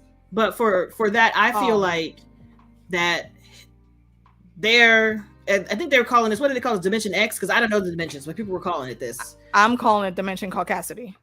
No, like the actual name of it is X. Oh, like it's labeled X. Yeah, so people kept calling it Dimension X. So I feel like that Chris either went through the door and found out more information about the other areas around him and came back and realized that shit was messed up.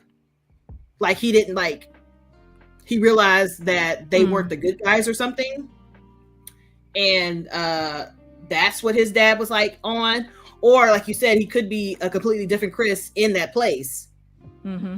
Earth X, there you go. Different Earth Chris X, in that place. And he also knew that wasn't his son, or he knew that his son was out there playing and he came back in to try to like keep him together, and then knew that our Chris wasn't his Chris. Like either way, he knew something was up. He knew something. And that's also why I said that one opening scene we got where they first found the travel portal device. I'm not convinced that was in the Earth X reality. What? I think it's first possible. Of all, Demarius had to get that in contact with the original. Yes, I believe that too. Both versions of his father were in contact with. Yeah. I'm pretty sure I put that forth in one of the previous streams. I could be misremembering. It may have been on DJ's channel. But yeah, I don't remember this. That's why I think Pops knew from jump that wasn't his. And when Chris is asked again by Adebayo who made those helmets, he says it's complicated. Does he know that maybe those things are from a different dimension? He doesn't know which one, and I don't think he's ever been to any of the other ones, like in his adult years or teen years. Man. But they came from somewhere, and there's a reason he said it's complicated. I want to know what the complication is. Yeah, nosy. Mm-hmm. Definitely nosy. Very much so. So yeah, we see that Ads is now running for her life. I am thinking she'll just somehow miraculously get to Vigilante Street, and while she's running, both of them are going to be coming outside after getting the full breakdown of what's what, and they're going to see her and swoop her up. Or I think Fandom was thinking Judo Master is going to pop up, and for whatever reason, he's going to be able to help and get her out of Dodge. I don't know, man. Or at the very least, help her fight it out. I don't know. Also, I mean, I'm worried if he is over there. I'm very worried about where the fuck he might be too, because he's passing. His complexion is light enough, but there's still. I think if they pull that mask off, they'll be able to see more of his features. I don't think his complexion is light enough. Don't think so? No, he's olive. He's got olive skin. No. So the Italians. Who says that they're there? Fair. I'm like, if you can't pass the paper bag test, who says you're here? Oh God, I forgot all about that monstrosity. Because what we see is white people who look white. With a capital Y. Yeah. And at least you think, where's Economist in this? Like, where's this world's Economist? Like, where's he at? I want to know where all of the rest of the crew is. Like, is there any semblance of the what if the butterflies help do this? I don't know. I don't know if they would have a counterpart. I don't know. Well, they would move somewhat differently from how they did in the regular dimension, but I mean that's just a tinfoil thought to toss out there. I don't know how it's going to go. But I really hope that she does not have to be on the run for long. You know, I am quite thankful as a woman that comes from a family of well-endowed ladies. If I had to run with all of that bobbing up and down on my chest, I would not enjoy any time like that. So I'm glad I don't have those. And I feel for her, though. I have many people in my family that do, and running is one of the worst things. Mind you, damn near all of us ran track in school. High levels. I don't even think we can put a number to how high that level is. Flaming Hot Cheetos were crazy. Yes, they were. And what they were created from is what started giving me pause on eating Cheetos, period. Because if I'm remembering the story correctly, they were like a byproduct of them making something else. And a guy decided, one of their workers in the factory decided to test it, took a bite, thought he liked it, went home, added some seasonings and spices of his people, and then sold them the recipe. And he got a hella big promotion for that. But also, I do wonder if the Flaming Hot Cheetos, again, are fuel somehow for Judo Master. Now, please explain the face is facing. Oh, I found the episode 7 trailer. I haven't seen the trailer yet. Y'all want to watch it? Here's the thing. They don't put them at the end of the episode. They release them later. So I was like, let me see. I mean, it's good. It comes out tomorrow, so the trailer should be out. Yeah, that's my face. Okay. Well, let's watch, because I haven't seen it yet either. Episode 7 trailer. And you got to be careful. The Rotten Tomatoes one, it looks to be the real one. That's the one I went to. Rotten Tomatoes TV.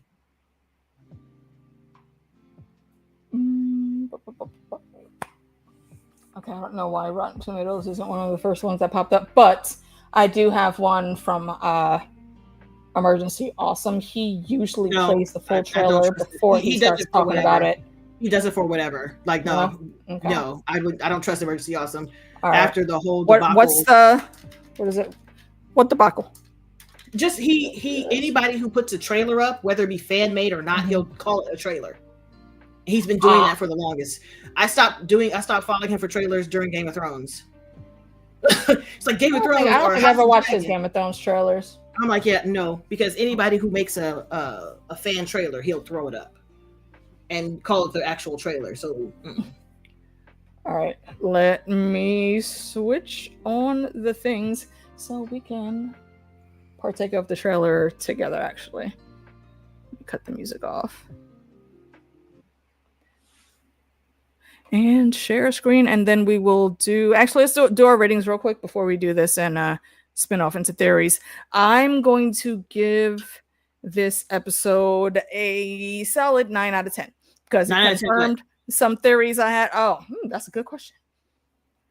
9 out of 10. No one put any suggestion that has to deal with that symbol because I'm not using that. Any part of it. We can do doors. Doors. I fucks with doors. Okay, so I will give it 9 out of 10 doors. Me too. Solid 9 out of 10. Solid episode. Gave us some confirmation on some theories and further moved the story along and gave us more questions, which I like. So yeah, absolutely solid episode all around for me. Damaris gives it an 8. John's giving it 9.5 xenomorphs. And I like those scores. Cheerios. We can do Cheerios also. I would give it 9 out of 10 Cheerios. All right. Well, where is the share screen button?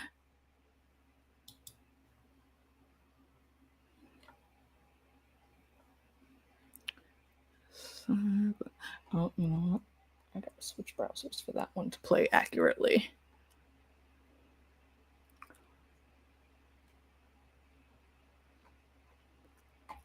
Boop, boop, boop. All right, and also thanks for joining us, guys. It is always a pleasure. 5.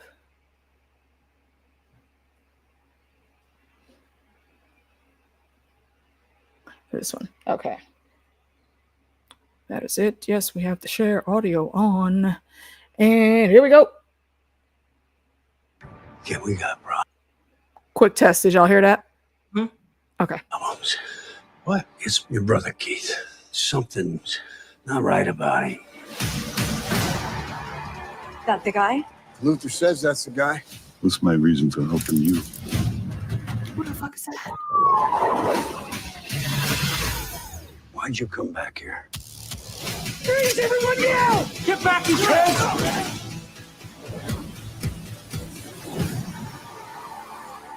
Bitch! Mm-hmm. Why the fuck is hardcore on the ground? Because they had to fight their way out, of course. Oh.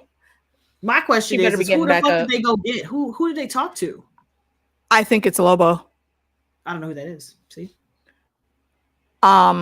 He's an interesting character, and he is going to be played by Khal Drogo on screen.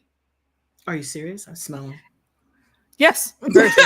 and I'm saying that just because they made sure to show the part of that motorcycle that didn't look like Chris's. Let me see if I can find the spot where they showed it. I think it's a little bit after this. Why'd you come back here? Freeze, everyone yell! Get back, you kids!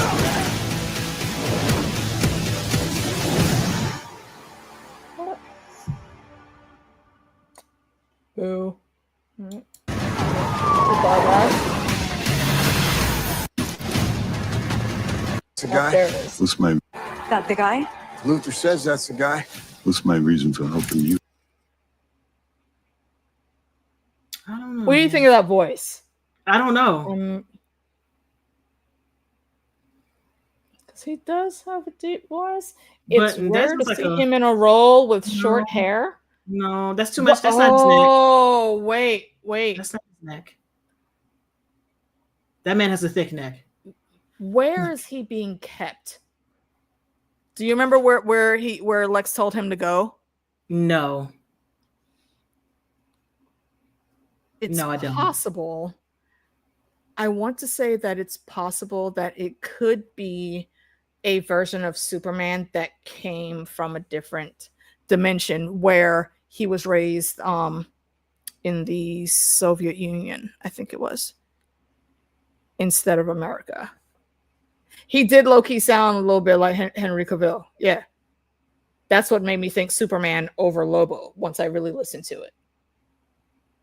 That is a big dude, but I don't know.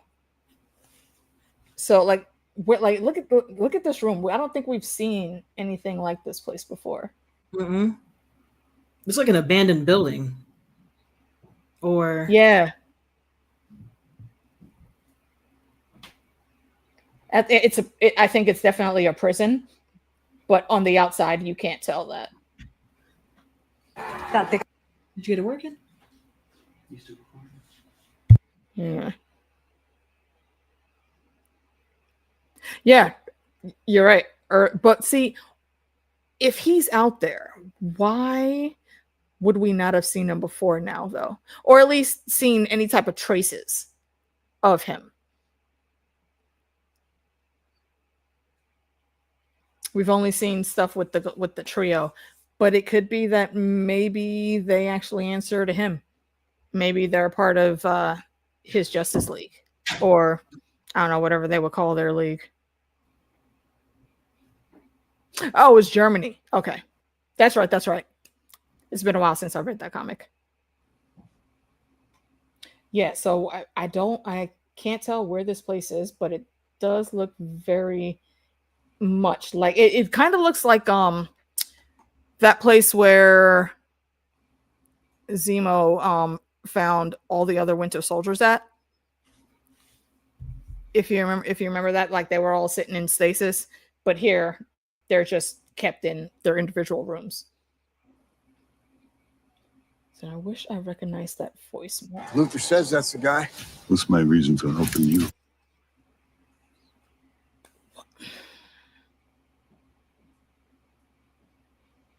I don't know why it was kind of reminding me of Sylvester Stallone's voice, like in the early Rocky movies. Mm. But yeah, that's I'm looking forward to that even more so now. It looks interesting. I haven't read that storyline, but I did hear about that. Yeah.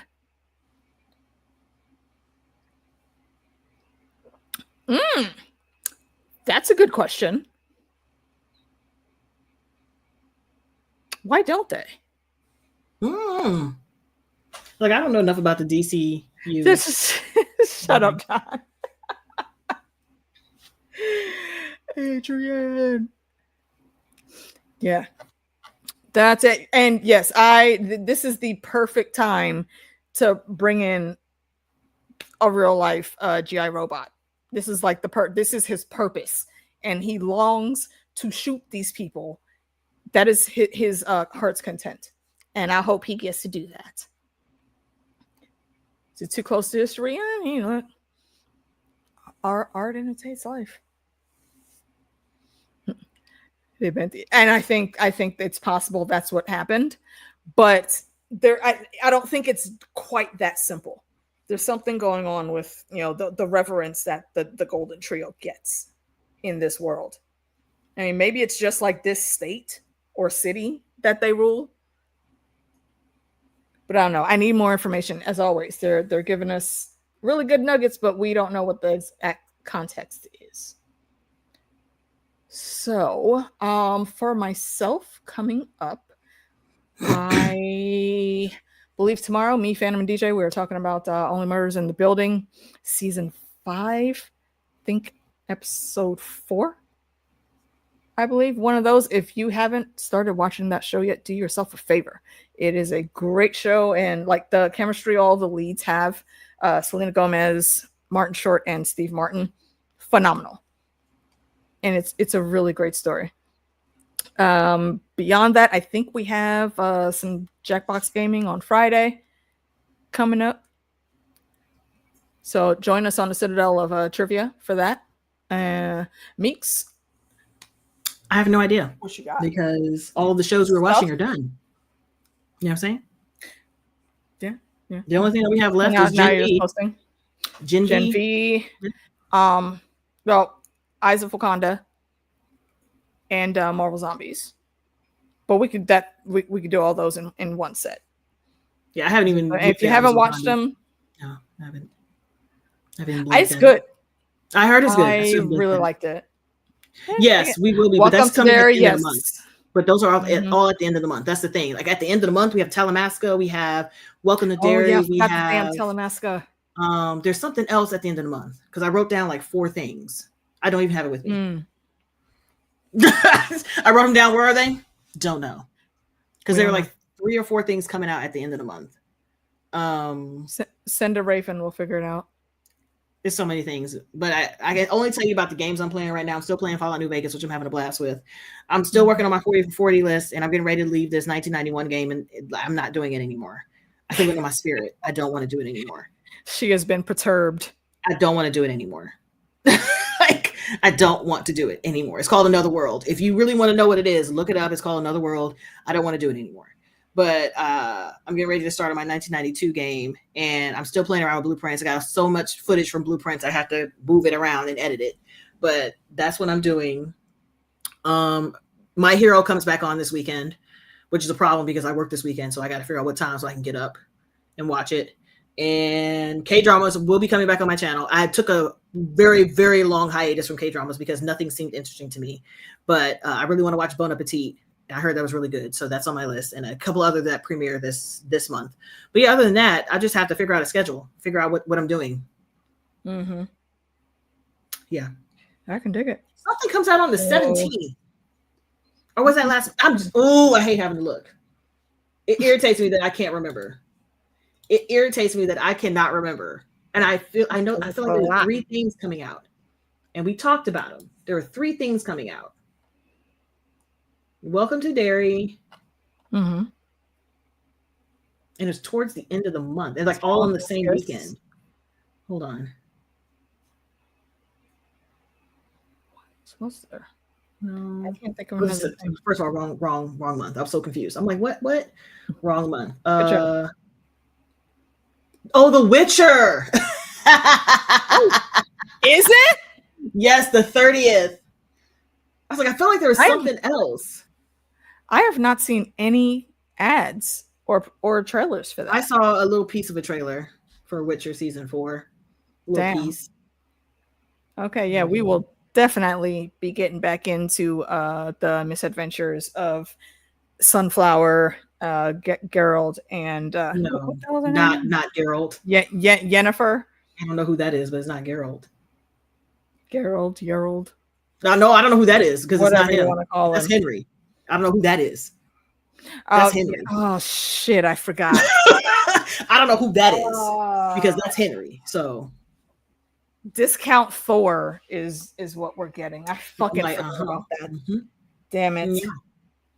Yeah. Mm-hmm. Yeah, I'm gonna go refill my cup because I need rum to cope with that now.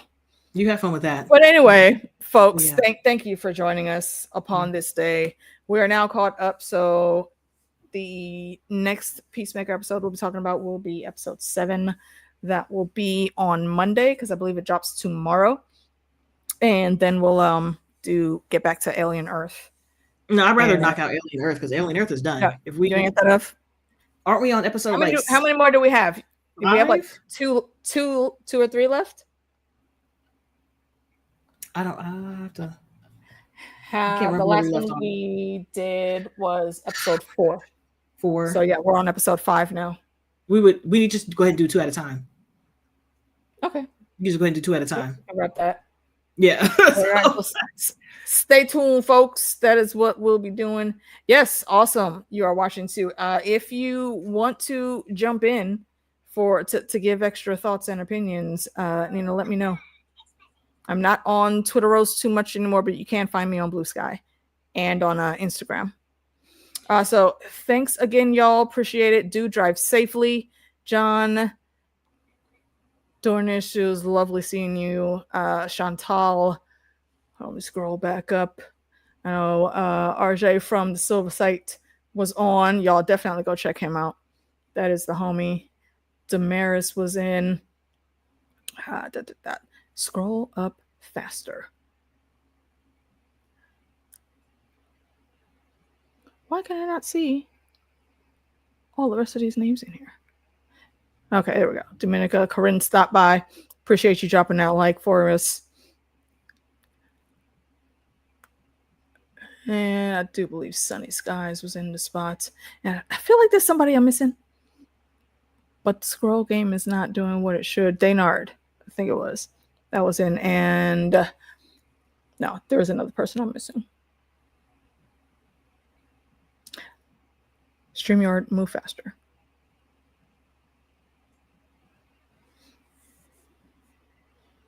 Idols.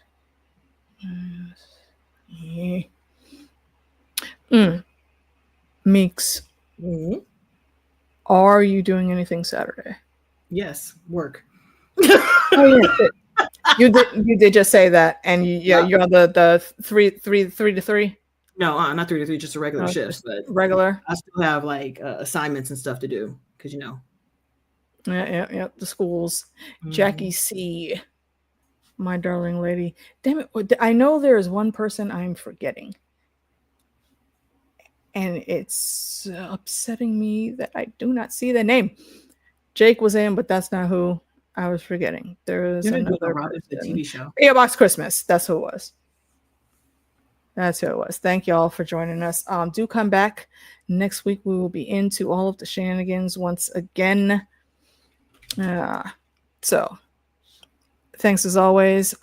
Do remember, hug your folk, tell them you love them. Tomorrow I ain't promised. Don't get caught up in the fake raptures. We'll catch y'all next time.